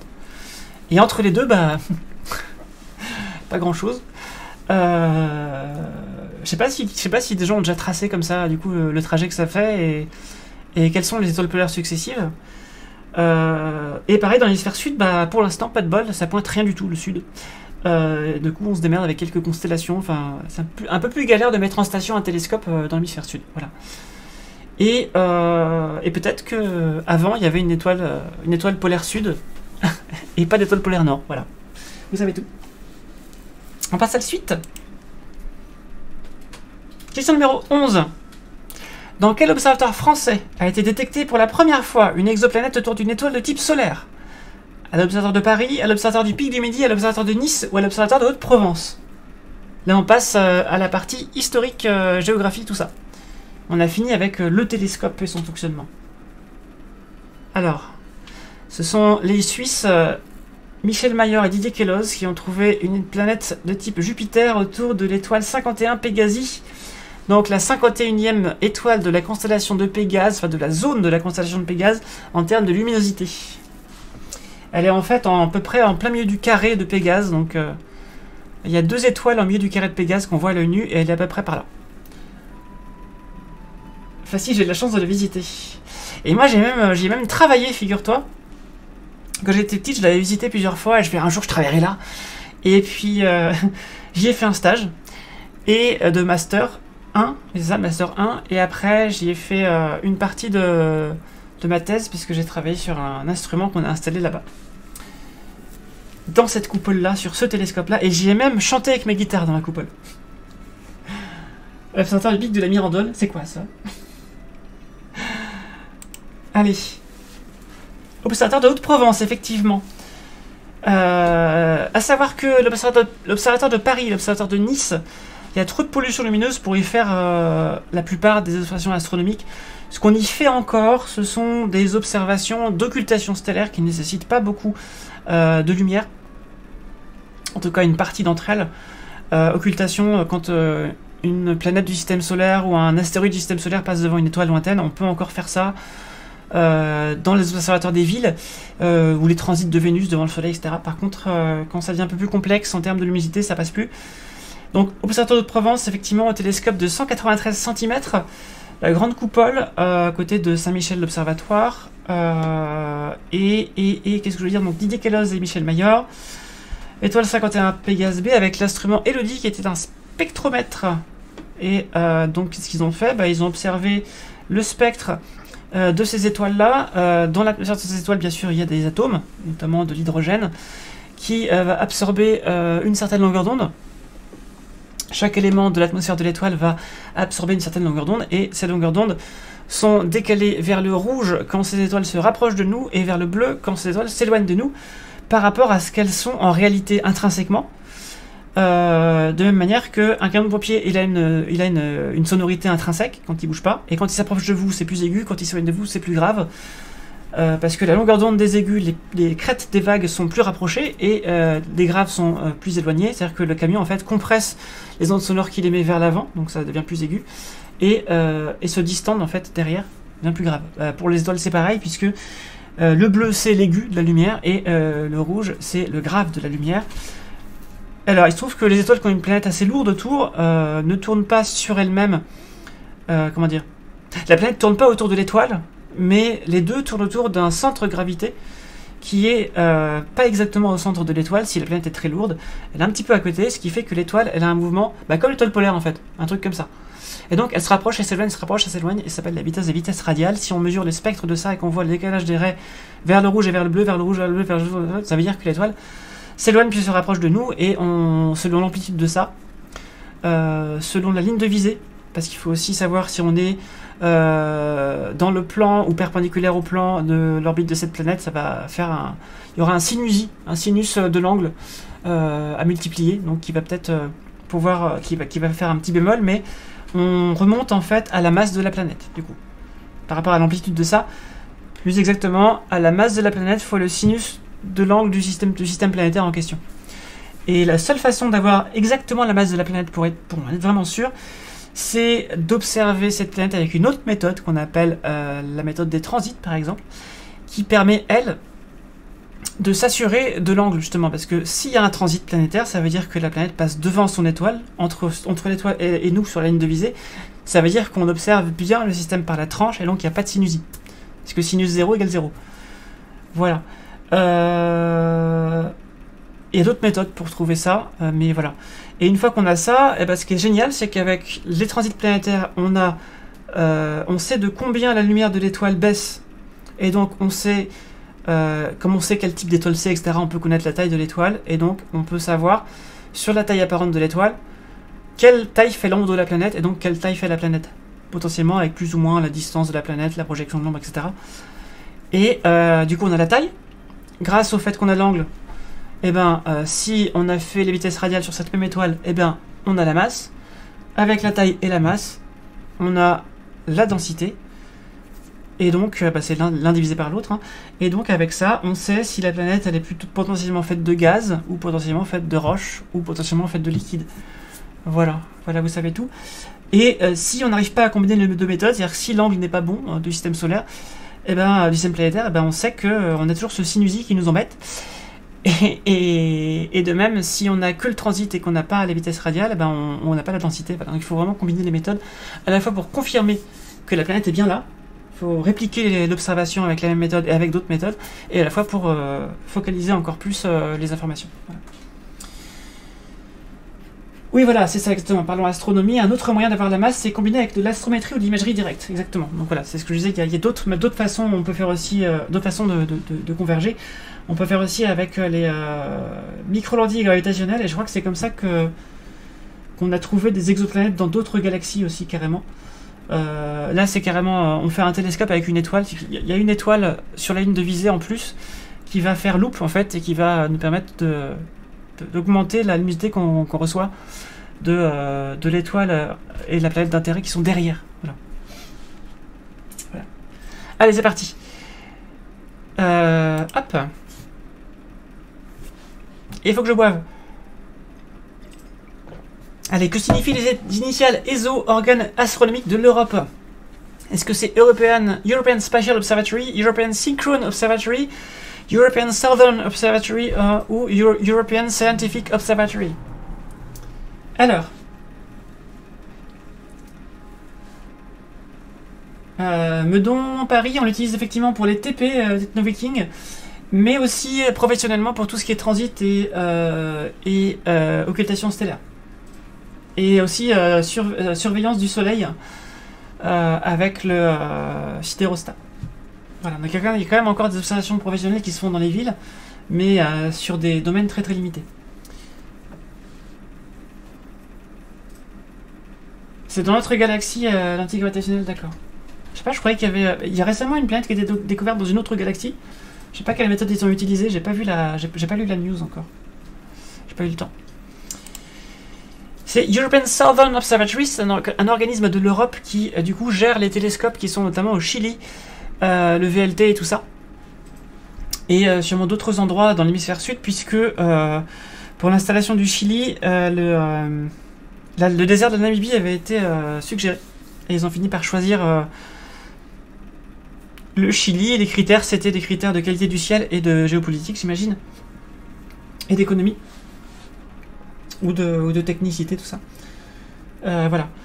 D'ailleurs, le télescope HESS qui regarde les rayons gamma, est-ce qu'il fait partie de l'ESO? Je sais pas. Attends, je vais vérifier. Donc le télescope HESS, il est en Namibie. Est-ce qu'il fait partie de l'ESO ou pas? Je vérifie. J'ai pas l'impression qu'il fasse partie de l'ESO. Je vérifie, mais HESS.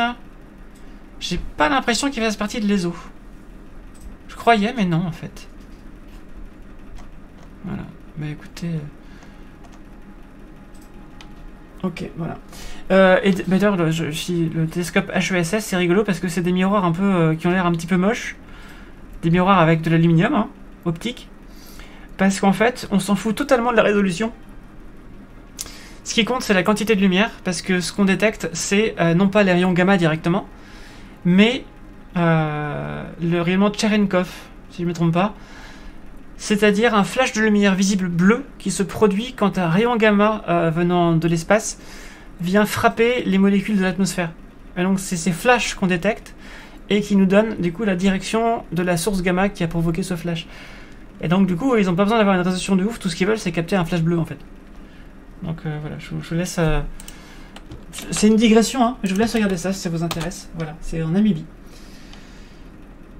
Qu'est-ce qui peut être de masse terrestre sans être une planète? Eh ben tu peux avoir une planète, oui, mais tu peux avoir une planète comment dire?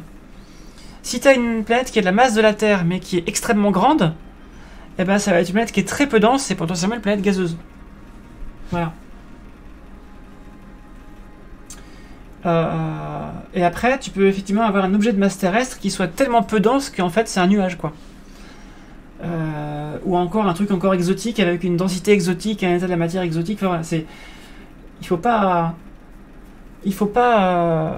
oublier qu'il y a tout un tas de machins exotiques, notamment des planètes océans qu'on trouve, des planètes de carbone, où le matériau majoritaire c'est pas le silicium comme sur Terre dans les cailloux, mais du carbone. Il y a plein de choses différentes. Voilà. Et même dans les planètes géantes, chez nous on a deux sortes de planètes géantes. On a des planètes géantes qui sont faites d'hydrogène et d'hélium et d'un cœur glacé, fondu hein, entre temps, et des planètes géantes, donc Neptune et Uranus, qui sont plutôt des planètes géantes de méthane, surtout de méthane, avec de l'hydrogène et de l'hélium bien sûr, mais surtout du méthane, et un cœur glacé fondu plus grand en proportion. Voilà. Donc ce qu'on appelle les planètes géantes glacées d'ailleurs. Je fais beaucoup de digressions, mais c'est parce que vous posez des questions et c'est tant mieux. Allez, on passe à la suite. Et je vois qu'on est de plus en plus nombreux, donc n'hésitez pas à cliquer sur QuizKit si vous voulez finir le quiz, il reste 4 questions. Je suis en retard, voilà. Comment s'appelle le nouvel observatoire de l'ESO actuellement en construction au Chili? Est-ce que c'est l'Extremely Large Telescope? Est-ce que c'est l'Excitingly Large Telescope? Est-ce que c'est l'Exponentially Large Telescope? Ou est-ce que c'est l'Extraordinary Large Telescope? Une étoile de masse terrestre? Comment ça, une étoile de masse terrestre? Une toute petite étoile, non? Alors, ce sera pas une étoile. Ça, c'est sûr que ce sera pas une étoile parce qu'il n'y aura pas la densité suffisante pour que des réactions de fusion nucléaire s'enclenchent dans son cœur. Ça ne peut être que moins dense, en fait. Donc, tout ce que ça peut être, c'est une planète géante très très diluée, mais pas une étoile. Par contre, une naine blanche, c'est le cœur d'une étoile morte qui faisait moins de 8 fois la masse du Soleil. Et ça fait la taille de la Terre, mais avec la densité du Soleil. Enfin, mais avec la masse du Soleil, pardon. Donc une densité énorme. Voilà, donc attention. La masse de la Terre et la taille de la Terre, c'est pas pareil. Tout à fait, autour des pulsars, ça peut être des objets formés à partir des couches externes que l'étoile a pu expulser à sa mort, nous dit Parlons Astro. Par contre, Parlons Astro, il peut aussi y avoir des planètes géantes qui ont survécu à l'expulsion de l'enveloppe de l'étoile. On a trouvé une récemment. Quand j'étais en Master 2, j'avais fait un stage là-dessus. On cherchait par infrarouge justement des planètes autour de naines blanches. Parce que la théorie prouvait qu'il était possible qu'une planète géante soit assez massive pour continuer à orbiter à l'intérieur de l'enveloppe de l'étoile qui s'étendait, qui devait de plus en plus diluer. Donc en fait, c'est un espace un peu chaud, quoi. Voilà. Jusqu'à ce que tout ce gaz s'en aille et qu'il reste que le cœur de la planète géante qui continue en mode zombie survivor à tourner autour de la naine blanche, le cœur de l'étoile qui restait. Et ils en ont trouvé une il n'y a pas longtemps. Donc c'est possible. Il y a plein de cas exotiques possibles.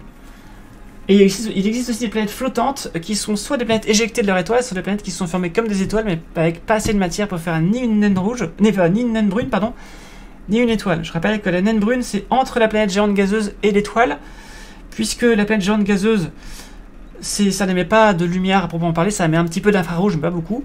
Une naine brune, c'est assez massif pour que ça chauffe vraiment et que ça émette suffisamment d'infrarouge pour que ça puisse être vraiment détecté en infrarouge facilement. Il y a une limite, je ne la connais pas, il y a une limite chiffrée entre les deux. Et après, si c'est suffisamment massif, il va faire plus de 10 millions de degrés dans le cœur du machin, et la fusion nucléaire va s'enclencher, et c'est à partir de là qu'on parle d'étoiles, et à commencer par des naines rouges. Voilà. C'est ça les limites arbitraires qu'on a mis, c'est avec ces deux critères-là. La luminosité de gravité en infrarouge, pas juste le chauffage gravitationnel, entre planète géante et naine brune, et les fusions nucléaires qui s'enclenchent ou pas entre naine brune et étoile. Voilà. Et mais ça commence à dire que les bouts sphériques qui tournent autour d'étoiles sont pas forcément des planètes. Et ben... il y a les planètes et les planètes naines déjà. Ah là là. T'avais fait un stage sur un tel système Kepler 70, mais elles ont été infirmées. Bah, par contre, là, il y a un nouveau cas qui est sorti. Je sais pas si tu l'as vu. Mais en tout cas, c'est théoriquement possible, ça c'est sûr. Même quand elles ont fait le ménage. Bah ouais, et si t'as une boule qui tourne autour d'une étoile et qui est suffisamment chaude pour ne pas être une planète, c'est une naine brune et ça, voilà. Mais tout, en fait, rien n'est binaire dans la nature en fait. Le genre n'est pas binaire, le sexe n'est pas binaire, la lumière n'est pas binaire, et les planètes non plus en fait. Entre le petit grain de poussière et l'étoile supergéante, il y a tous les intermédiaires.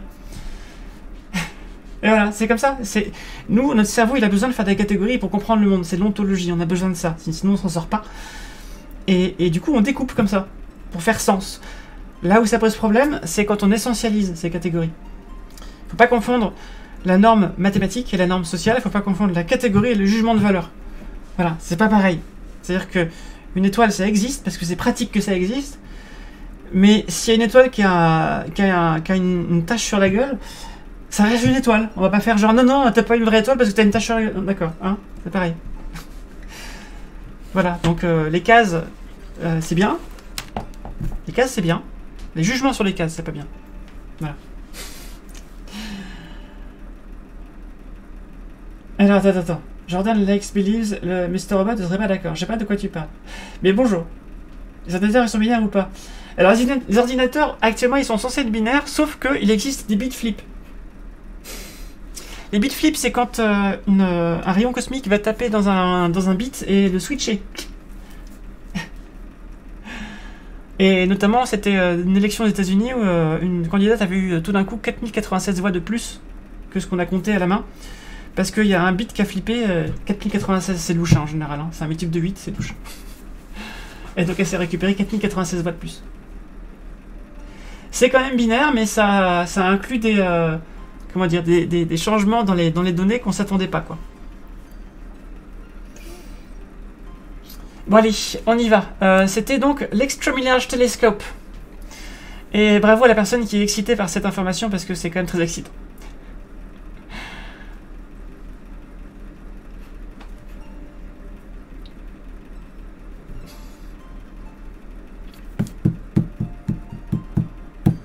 Et ben alors, Sending to Players, c'est long, dis donc, il y a un petit coup de lag là. Je bois pendant ce temps-là. Tu es excité. Ça veut dire que, faites attention, quand Technoviking va retourner dans son état fondamental, Technoviking va émettre une lumière colorée très intense. Comme les électrons. Une particule radioactive. Radioactive, D'ailleurs, en parlant de radioactivité, c'est un petit peu tiré par les cheveux, mais allez voir la vidéo sur ITER de Monsieur Bidouille, c'est vachement bien. Il explique très bien comment marche la fusion nucléaire, en tout cas le mode de fusion qu'on prévoit dans ITER, et la comparaison en termes de radioactivité entre ça et la fusion, et il n'y a pas photo quoi. Dans la fusion, il n'y a pas grand chose. Et c'est très très intéressant, et c'est impressionnant, c'est la plus grosse machine du monde. Allez voir ça, c'est... Ah c'est bien, donc ouais, parce que moi je voyais ton pseudo en rose, donc il est rose pour toi aussi, d'accord. J'avais hésité à faire la blague parce que j'étais pas sûr que tu l'avais en rose aussi. Allez, c'est parti. Next question. Dans quel désert l'interféromètre radio ALMA de l'ESO est-il installé? L'Antarctique, l'Atacama, le Kalahari ou le Sahara? Donc ce sont donc une soixantaine d'antennes, je crois, de paraboles radio. Ça va être du millimétrique, je crois, ou du micrométrique, je sais plus. Je vais vérifier ça. Quel désert? Non, pas Alam, Alma. Alma. Je vais y arriver ou quoi, vous croyez? Voilà.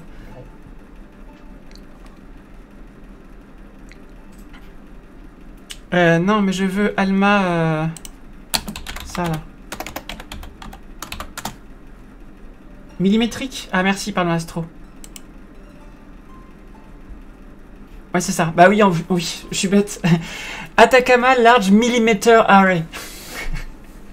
Donc ce sont des ondes radio qui font 1 mm de longueur d'onde, submillimétrique et millimètre. Donc c'est-à-dire que c'est en grosso modo, c'est la centaine de micromètres et le millimètre. Donc c'est entre les micro-ondes et les ondes millimétriques. Oui, les micro-ondes qu'il y a dans le micro-ondes. Je sais pas quelle est la longueur d'onde des micro-ondes dans le micro-ondes, mais c'est de l'ordre du micromètre. Là, c'est centaines de micromètres, millimètres, je sais pas si... Voilà. EVE Online, c'est un jeu de combat spatial, non? Je crois. Oui, Mr. Robot, je sais que c'est une série, Jordan, mais... je comprenais pas... Monsieur Robot est pas d'accord avec quoi, en fait? C'est ça que j'ai pas capté. Cet ITER, en cas d'accident, les rejets sont moindres ou pas par rapport... carrément moindres, puisqu'en fait... ce qui se passe, c'est que ITER va fusionner, alors je sais plus si c'est du lithium ou du deutérium, je sais plus. Lithium et deutérium, je crois, pour faire de l'hélium, grosso modo. Et ça émet des neutrons qui vont aller taper dans les parois de beryllium de la cuve. Et grosso modo, ça peut faire du beryllium radioactif ou d'autres, du cuivre des câbles radioactifs, etc. Mais c'est que des atomes pas lourds, en fait. C'est que des atomes pas lourds, et donc c'est des noyaux qui sont pas lourds, et donc qui vont très vite ne plus être radioactifs. Ils vont très vite se décomposer en atomes stables. La durée de la demi-vie des atomes radioactifs, des quelques atomes radioactifs, parce qu'il n'y en a pas des masses, qui vont sortir de ces réacteurs-là, c'est 10 ans, en fait. Ça n'a rien à voir avec les 100 000 ans des déchets de longue durée qu'on a avec les autres... voilà. Donc... et il n'y en a pas beaucoup. Hein? Et on parle en millisieverts. Oui, oui. Et c'est vraiment une très faible radioactivité. Et au pire, ce qui va se passer, c'est que si jamais il y a un souci, en fait, comment dire, la fission nucléaire, c'est un processus qu'on réfrène en fait. C'est-à-dire que on le déclenche et on le réfrène en permanence. Parce que si ça s'emballe, ça explose, ça se fond, voilà. Tandis que la fusion nucléaire, si ça s'emballe, ça s'éteint. Parce que si ça s'emballe, ça veut dire que le plasma sort de champ magnétique et donc ça veut dire qu'il s'éteint en fait, il s'arrête. En fait, voilà, donc il peut pas y avoir de sur-régime, il peut pas y avoir c'est pas possible. Et tout ce qui peut se passer, grosso modo, c'est un incendie avec l'enceinte en béton, avec un petit peu de beryllium radioactif, enfin voilà, mais c'est tout en fait. Il n'y a pas de. Enfin voilà. C'est vraiment. Et par contre, la contrepartie, c'est que c'est hyper compliqué à faire. Et vous allez voir, c'est une ville entière en fait, la centrale quoi. Donc voilà, donc allez voir ça, c'est très intéressant. Si ça s'emballe, c'est pas cher. Bah ça dépend, parce qu'après, s'il faut reconstruire, ça peut être cher.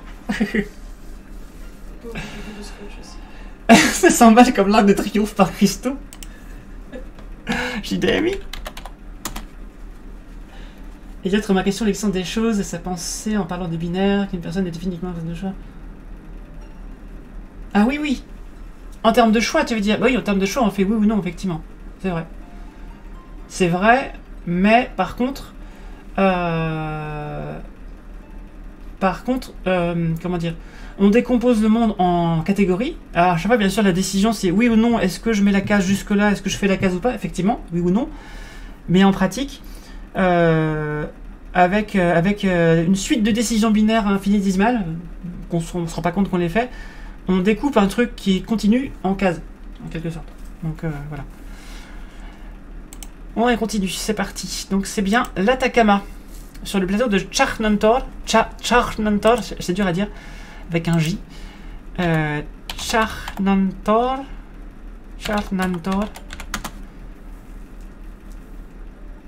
La fission. Alors après, les 5e générations de centrales à fission, maintenant on arrive à balancer des neutrons sur des déchets radioactifs dont on savait pas quoi foutre, et pour les casser et les rendre plus stables. Donc apparemment, il y a à l'avenir, on saura apparemment utiliser ces déchets radioactifs que pour l'instant on enterre. Apparemment, on saura s'en servir. Je ne sais pas où ça en est, je ne sais pas si ça arrivera trop tard par rapport au changement climatique ou quoi, mais apparemment il y a des choses dans cet ordre-là. Voilà. 5104 mètres d'altitude dans le désert de l'Atacama. Et je crois que l'Atacama, si je ne me trompe pas, c'est le désert le plus haut du monde. Alors, à comparer avec l'Antarctique est aussi un désert, attention, donc je sais pas. L'Antarctique, c'est quoi le point le plus haut? Antarctique. Et il y a des télescopes en Antarctique d'ailleurs, ils sont tout petits, hein. Ils servent à faire des surveillances ou je sais pas quoi, mais... Attendez. Je sais plus ce qu'ils font les télescopes en Antarctique. L'altitude... C'est pas le mont Erebus le plus haut en Antarctique? Attendez. Mont Erebus. Je crois que c'est mont Erebus le sommet de l'Antarctique. 3794 mètres. Enfin, c'est plus bas. Allez. D'ailleurs, ce qui est rigolo, c'est qu'une fois que la glace de l'Antarctique aura fondu, si ça arrive un jour, eh ben le continent en dessous va remonter, puisqu'il est sous pression en fait de la glace, des kilomètres de glace qui sont par-dessus. En Antarctique, ils font de la photométrie, notamment. D'accord. Avec des doigts congelés. Question 15. Quel télescope spatial au point de Lagrange L5 de la Terre succéda à ISO pour l'observation en infrarouge proche? Et son successeur, c'est Herschel, qui a ensuite été mis au hangar. Spitzer, Herschel, Planck ou Hubble? Bah du coup, j'ai spoilé... c'est pas Herschel, du coup, la réponse. Voilà. Aux confins du Chili, de l'Argentine et de la Bolivie, alors Atacama désigne la partie chilienne du désert, je sais plus. L'Atacama, c'est le désert qui est là-bas, en tout cas, je sais pas s'il est que sur le Chili ou s'il est à cheval sur l'Argentine et la Bolivie, ça je sais pas. Ça je sais pas du tout. Donc le point de Lagrange L5, c'est l'un des points de Lagrange qui sont à 60 degrés, je vais vous montrer. Point de Lagrange. On le montre plusieurs fois ce truc là pendant les quiz, mais ça revient souvent, alors je vais vous le montrer. Voilà, les points de Lagrange, c'est les points où la gravitation Enfin, l'influence gravitationnelle du Soleil et d'une planète, ou d'une planète et d'une lune, se compense. Et il y a divers points sur l'orbite d'une planète où c'est le cas. Il y a entre les deux, donc L1 par exemple, entre le Soleil et la Terre, donc plus près de la Terre que du Soleil, puisque la Terre est plus massive. Le Soleil est plus massif, pardon, excusez-moi. Et il y a à l'opposé. Alors bizarrement, il y a aussi à l'opposé, parce que quand on trace l'influence gravitationnelle, ça fait des petits creux de stabilité, comme ça, où on gigote autour du même point, du même creux, de part et d'autre de la Terre, du coup, à égale distance, à l'opposé du Soleil, et à 60 degrés, triangle équilatéral entre L4, le Soleil et la Terre, entre L5, le Soleil et la Terre, voilà, 60 degrés. Il y en a aussi deux également, donc qui suivent et qui précèdent et qui suivent la Terre. Et c'est là qu'on met les télescopes pour ne pas être gêné par notamment l'ombre de la Terre, pour qu'il n'y ait pas de passage dans l'ombre de la Terre. Et en termes naturels, on a les astéroïdes troyens et grecs qui sont sur les points de Lagrange de Jupiter, voilà, les L4 et L5, et qui suivent et qui devancent Jupiter sur son orbite. Et quand on dit qu'une planète doit avoir nettoyé son orbite pour être une planète et pas une planète naine, c'est notamment Jupiter. Il a empêché une planète de se former là dans la ceinture d'astéroïdes qui est au-dessus là. Tout ce qui traînait sur son orbite, il l'a soit éjecté, soit attiré à lui pour faire des satellites, soit attiré à lui pour que ça s'écrase dessus, soit parqué sur les points de Lagrange. Voilà. Ce qui n'est pas le cas de Pluton. Pluton, il a des satellites, mais il reste encore pas mal de choses sur son orbite. Et donc la réponse était Spitzer. Spitzer qui observait dans l'ordre de la centaine de micromètres, qui a été mis en orbite en 2003 et qui a fonctionné jusqu'en 2009 à température froide pour pouvoir observer bien son truc là, ces longueurs d'onde là. Et après ce qui s'est passé, c'est qu'il est passé en mode chaud, donc en infrarouge très proche, quelques micromètres seulement de longueur d'onde, puisqu'il n'y avait plus assez d'hélium pour le refroidir, et jusqu'en 2020 il a pu servir pour faire des observations en infrarouge très proche. Voilà. Ben non, Jupiter n'est pas une planète, puisqu'il a fait le ménage, justement. Oh là là. Allez, c'est parti. Question 16. Quelle est la taille du miroir primaire du télescope spatial Hubble? Est-ce que c'est 2,4 mètres? Est-ce que c'est 4,3 mètres? Est-ce que c'est 5,2 mètres? Ou est-ce que c'est 1,7 mètres?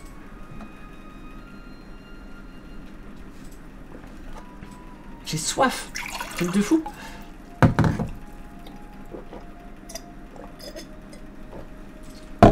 Vous imaginez pas à quel point ça donne soif de faire un quiz astro. Oh là là. Ça donne super soif. C'est horrible.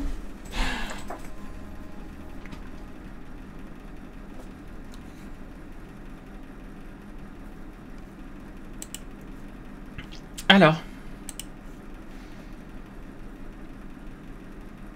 Il a juste séparé les Troyens et les Grecs. On aurait dû l'appeler Hélène du coup. C'est ça. C'est nul comme ménage. Bah il a mis la poussière sous le tapis en fait, c'est ça. C'est ça en fait. C'est bon, j'ai rangé ma chambre. Et c'est quoi ça? Ah non mais ça c'est rien, ça, faut pas ouvrir. C'est le placard, quand tu l'ouvres tout tombe. 2,4 mètres, voilà. Alors on dit souvent que JWST, James Webb Telescope, qui a été lancé là, il a été lancé, hein, je rêve pas. Ce sera, oui, par Ariane 5. On dit souvent que ce sera le successeur de Hubble, mais attention, ce sera le successeur de Hubble seulement dans l'infrarouge proche. Puisque JWST observe dans le rouge visible et l'infrarouge proche. Tandis que Hubble observait dans l'UV proche, le visible et l'infrarouge proche. Donc ça veut dire que pour l'instant, il manque le successeur de Hubble sur le visible. Voilà. Il y a plein de télescopes visibles dans l'espace, mais qui ont des... Ils font pas de la photographie généraliste comme Hubble. Ils font des transits planétaires, de la spectroscopie, etc. Voilà. Ah non, c'est ça, ça a été décalé au 18 décembre. Merci, pardon, l'astronomie. Et pour l'instant, DART doit être lancé en novembre, si tout va bien. Lucie a déjà été lancée. Donc Lucie va voir les astéroïdes troyens et grecs, et DART va voir des géocroiseurs pour apprendre à les dévier.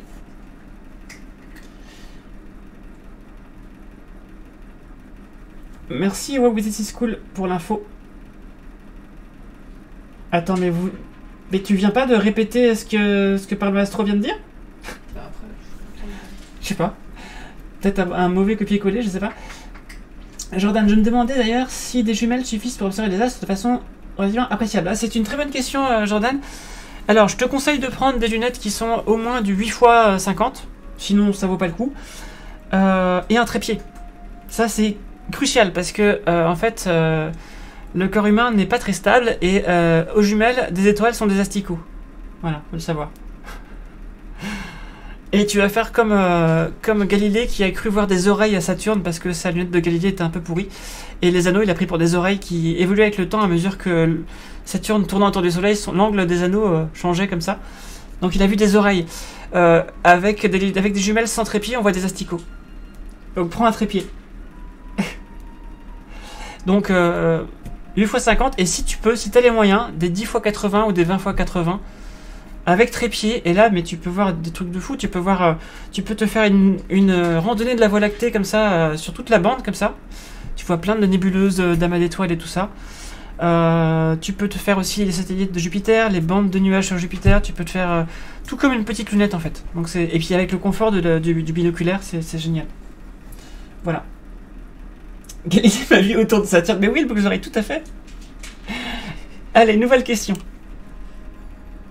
Je crois que James Webb c'est 2 ou 3 fois plus que Hubble, je sais plus, le diamètre. Quel signal de l'univers détecte l'instrument Super Kamiokande? Des ondes gravitationnelles, des neutrinos, de la lumière visible ou des rayons X? Super Kamiokande. Je vais vous montrer à quoi ça ressemble, Super Kamiokande. Super Kamiokande. Rien à voir avec Dragon Ball Z, hein. C'est pas Kamehameha, c'est Kamiokande. Ça n'a rien à voir. Je cherche une photo. Les bouboules, oui, les bouboules, c'est ça. Mais je vois une photo des bouboules, moi. Attends. Image.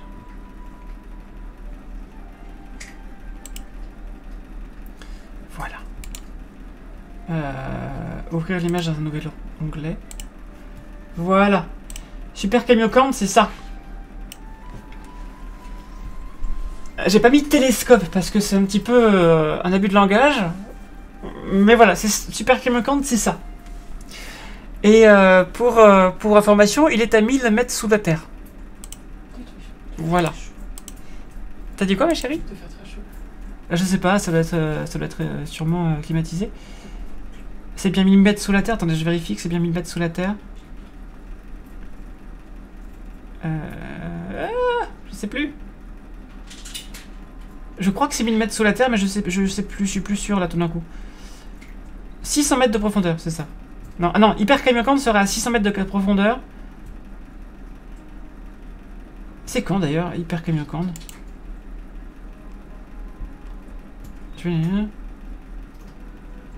Les débuts des travaux sont censés être en 2018, d'accord. Bon. Ah, ils sont pas foulés. Super Kamiokande, Hyper Kamiokande. Et donc, la réponse était neutrinos. Neutrinos du Soleil, notamment. Puisque les neutrinos sont des particules très peu massives. On s'est même demandé longtemps s'ils avaient des masses. Je crois qu'on a tranché, non? Très peu massives. Et qui sont émises par différentes réactions, notamment nucléaires, hein, de fission ou de fusion. Et le Soleil en émet plein et ça traverse tout. Pour que ça interagisse avec de la matière, pour que la probabilité que ça interagisse avec un atome ou un neutron, n'importe quoi, elle est très faible, et donc il faut une très grosse épaisseur de matière pour espérer que qu'il se passe quelque chose. C'est pour ça qu'on le met sous la Terre, que l'instrument est très très grand, etc. Et donc on observe en fait les neutrinos qui passent toute l'épaisseur de la Terre, je crois. Je sais plus comment ça marche, mais ça doit être parce qu'ils perdent en énergie, je sais pas. Je sais plus comment ça marche, mais bref. Et on détecte principalement ceux du Soleil, et comme je pense qu'à force on doit savoir quel doit être un peu le pattern, le motif des neutrinos du Soleil. Si on le soustrait, on peut avoir le neutrino du reste de l'univers, je pense. Un truc comme ça. Voilà. Ah oui, les mauvaises réponses sont vers des points, bah oui, bien sûr. Rayon X, il faut plutôt aller voir le radiotélescope, le télescope XMM Chandra, par exemple. Voilà. Attendez, j'ai un doute là tout d'un coup.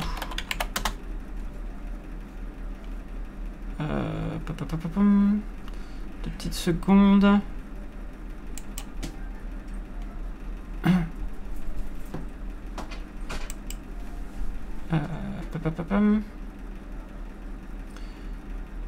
Attendez. Faut que je vérifie un truc.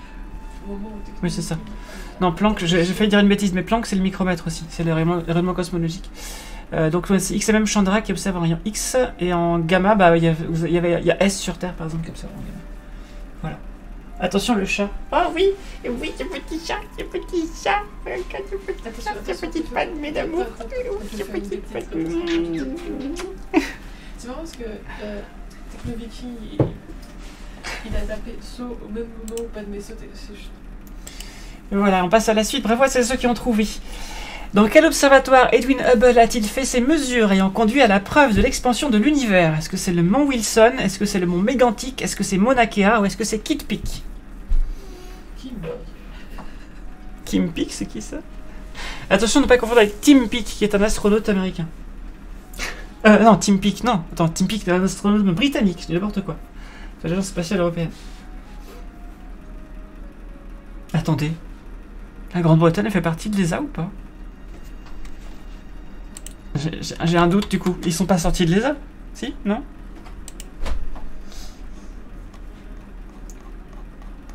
Est-ce que... Oui, la Grande-Bretagne fait partie de l'ESA, donc Tim Peake fait partie de l'ESA. J'ai eu un petit doute tout d'un coup.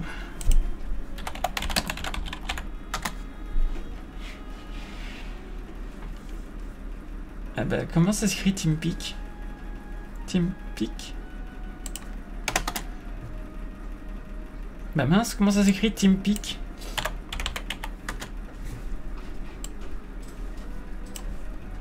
Bah mince alors. Comment s'écrit Tim Peake son nom? Tim Peake. Timothy Peake. Astronaute britannique. Voilà. Il fait partie de l'ESA, d'accord. C'est bon, j'ai retrouvé. Allez, c'était au mont Wilson. Le mont Mégantic, c'est au Québec. Mauna Kea, c'est à Hawaï. Et Kitt Peak, c'est ailleurs aux États-Unis, mais c'est le mont Wilson, c'est ça. Tim Peake. Non, ça s'écrit pas comme ça. Justement, non. Twin Peaks, oui.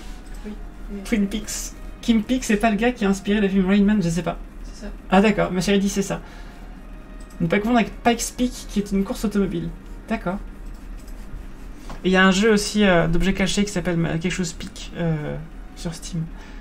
Si Steam sera, Steam ne pique plus. Oh, ça c'est trop bien ça. J'ai d'amis. Allez, on passe à la question 19, avant-dernière question. À quelle altitude est installé l'observatoire du Pic du Midi dans les Pyrénées? 3208 mètres, 2876 mètres, 2546 mètres, 3015 mètres. Ok.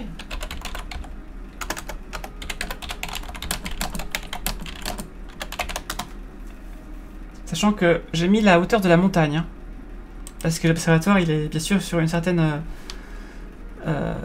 une certaine marge d'altitude, bien sûr. Entre le point le plus bas et le point le plus haut.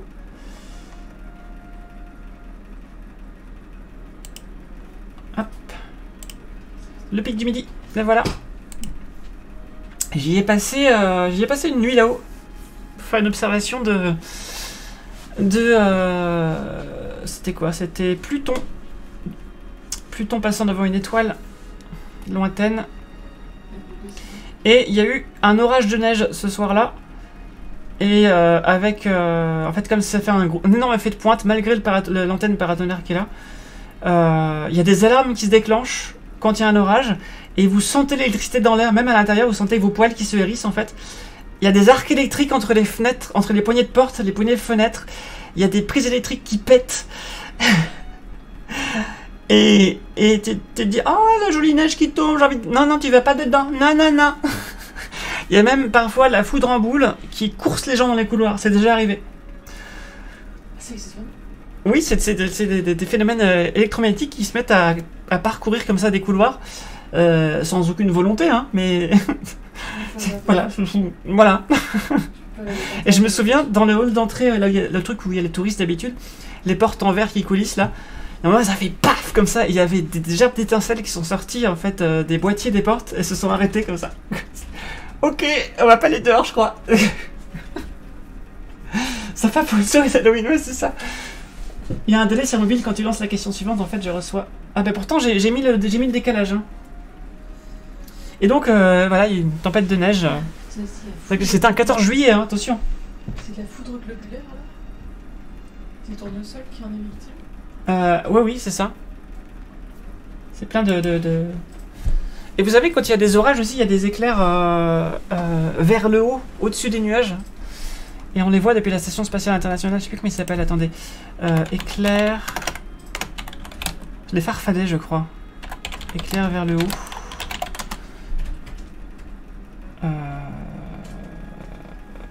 Éclairs inversés. Ça s'appelle des... Comment ça s'appelle? Je sais que c'est un nom. C'est des... Comment ils s'appellent? C'est pas les elfes et les farfadets? C'est pas ça le nom qu'on leur donne?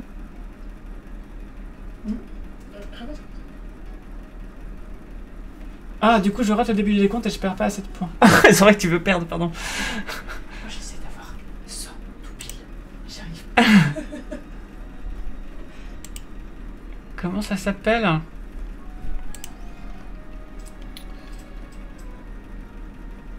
Je sais plus comment ça s'appelle, mais je sais que ça... Écoutez, si vous retrouvez ça, ça m'intéresse. Mais je sais que ça a un nom un petit peu rigolo. Et voilà. Donc ça fait des éclairs vers le haut. Voilà. Ah, les sprites. Oui, c'est ça, les sprites. Mais il y a d'autres trucs encore. Il n'y a pas que cela. D'autres formes d'éclairs. Donc 2876 mètres, c'est la hauteur du pic du Midi. Exactement. Ah, les sylphes. Oui, les sylphes. C'est ça. Les sylphes et les sprites. Ouais. Je crois qu'il y a les farfadets aussi. Oh, je sais plus. Je sais plus.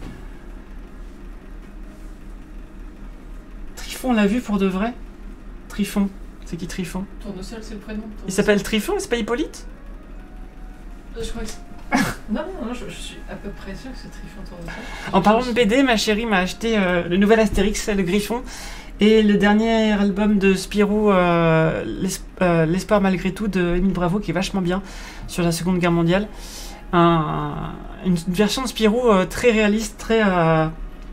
Enfin... Lisez ces 4 BD, L'espoir malgré tout. C'est le journal d'un ingénu, l'introduction, le préambule, et puis après les 3 albums de L'espoir malgré tout. Lisez, ça c'est trop bien. Voilà. C'est Trifon. D'accord. Un Trifon, c'est une grosse trompette. Un Trifon, c'est une grosse trompette, n'est-ce pas? Comment s'appelle le réseau français de caméras de détection de bolides, cailloux entrant dans l'atmosphère? Chenapan, sacripan, gredin ou fripon? Allez, je m'attribue un JDMI quand même. Un Trifon, c'est une trompette. Une grosse trompette. Trifon le Salvateur. Tu recommandes la BD 5 branches de coton? De coton blanc. Ça parle de quoi, Roland Tembo? Alors, comment s'appelle le réseau français de détection de météorites qui tombent là? Chenapan, sacripan, gredin ou fripon? Oui, météorite qui tombe, je devrais pas dire ça. La météorite, c'est quand ça touche le sol, mais vous avez compris.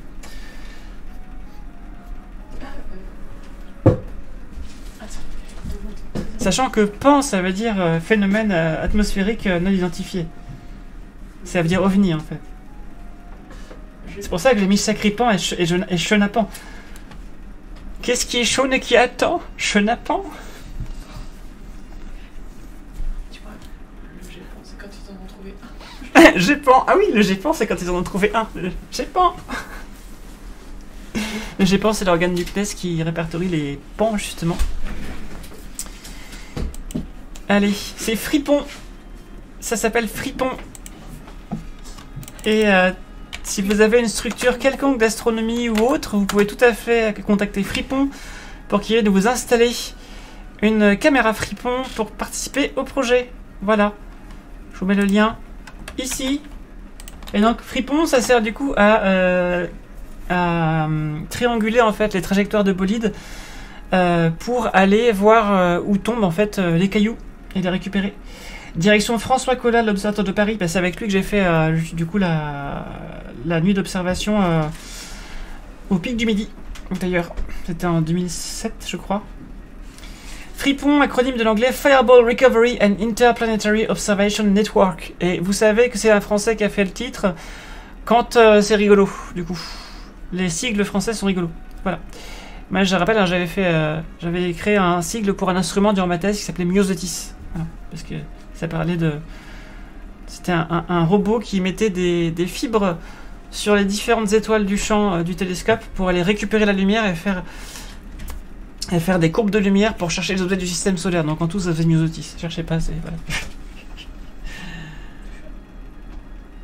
Voilà. Le pitch, c'est l'histoire d'un groupe de Jay et Black pendant la WW2, et si une des étoiles du premier drapeau américain avait été noire, une escouade tente de mettre la main sur le tout premier drapeau des États-Unis au moins des Allemands. D'accord. Et c'est bien du coup. J'imagine que c'est bien. Si... Voilà. Non, en vrai, mon manga préféré, c'est Monsieur de Naoki Urasawa. D'accord, je crois que vous êtes en train de... D'accord. J'ai eu l'occasion de poser sur Milka, perso. Ah. Et qu'est-ce que faisait Milka? Qu'est-ce que faisait Milka? De quelle couleur est Milka? Blanc? Lait? Marron? Allez, je montre les résultats finaux. Est-ce que vous avez été finaux? On va voir. Elle boucle aux oreilles. Il faut le dépasser, hein. Il n'a été battu qu'une seule fois en cette session par Petite Emily, je crois. Elle boucle aux oreilles, 390 points. Je dis pas les virgules, hein, parce que c'est pour départager s'il y a besoin. Polo 5 Teddy, 246 points. Roland Tembo, 190 points. Petite Emily, 184 points.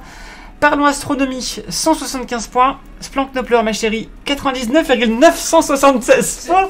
Elle a dit je veux faire 100 points tout pile. Elle a fait 99,976 points. J'étais tout le temps en train de naviguer entre les deux, tu vois. J'étais presque... Bon, elle a eu la réponse avant parce que j'ai fait le quiz avant. Oui, oui. Adam, 23 points. Hyperion, 21 points. Germain, 12 points. Enfin, 13 points, on va dire. Hein. Et Adam, non, pardon. Hyperion, on va dire 22 points. Hein. C'est tout comme. J'ai pas fait les arrondis, hein, mais bon. Raving Bell, tiens, bonjour Raving Bell, j'avais pas vu que tu étais là. 11 points. McCall, moins 2 points. Alors, ne t'apitoie pas sur ton sort, puisque moins 2 points, ça veut dire qu'il y a au moins des bonnes réponses que tu as données. Sinon, tu aurais beaucoup moins de points que ça. Contestant 14, moins 19 points. Technoviking, moins 267 points. Je pense que tu as réussi ton pari. Parce que là, pour le coup, moins 267, il faut vraiment avoir mal répondu à beaucoup de questions. Ça marche vachement bien ce genre de quiz. Merci beaucoup, merci beaucoup. Question score. Alors, là, c'est la personne qui a répondu juste et le plus rapidement à une question, c'est Polo 5 Teddy. Donc ça, vous le voyez pas, vous. Polo 5 Teddy, tu as 28 points au max. Ça veut dire qu'il y a une question, tu as répondu. T'as 28,222. Ça veut dire qu'il y a une question, tu as répondu moins de 2 secondes après qu'elle lui ait été affichée et juste. Bravo à toi. Elle boucle les oreilles, 27,567 points. C'est-à-dire que pareil, 2 secondes et demie. Voilà. Parlons Astronomie, 19,957. Donc il y a une question, tu as répondu 10 secondes après l'énoncé et c'était juste. Et ensuite on passe à Petite Émilie avec 1 point, 1,5 point. Splanknopler avec 0,1 point. Adam avec moins 0,5 points. Et Roland avec moins 4. Et Technoviking moins 5. Il n'y a personne qui a fait de moins 28 grosso modo. Voilà. Sur certaines questions, j'ai des tantôt de réponse, juste n'importe quoi. Mais n'importe quoi. Ah là là. Ça démange. Je te mets une petite Milky qui a peur du coup. Voilà. Et voilà. J'espère que ce quiz vous a plu. Sur YouTube, je vous dis à bientôt. Et sur le chat, je vous dis à tout de suite parce qu'on va parler Actu Astro de la semaine. Bisous à tous sur YouTube. À tout de suite dans le chat.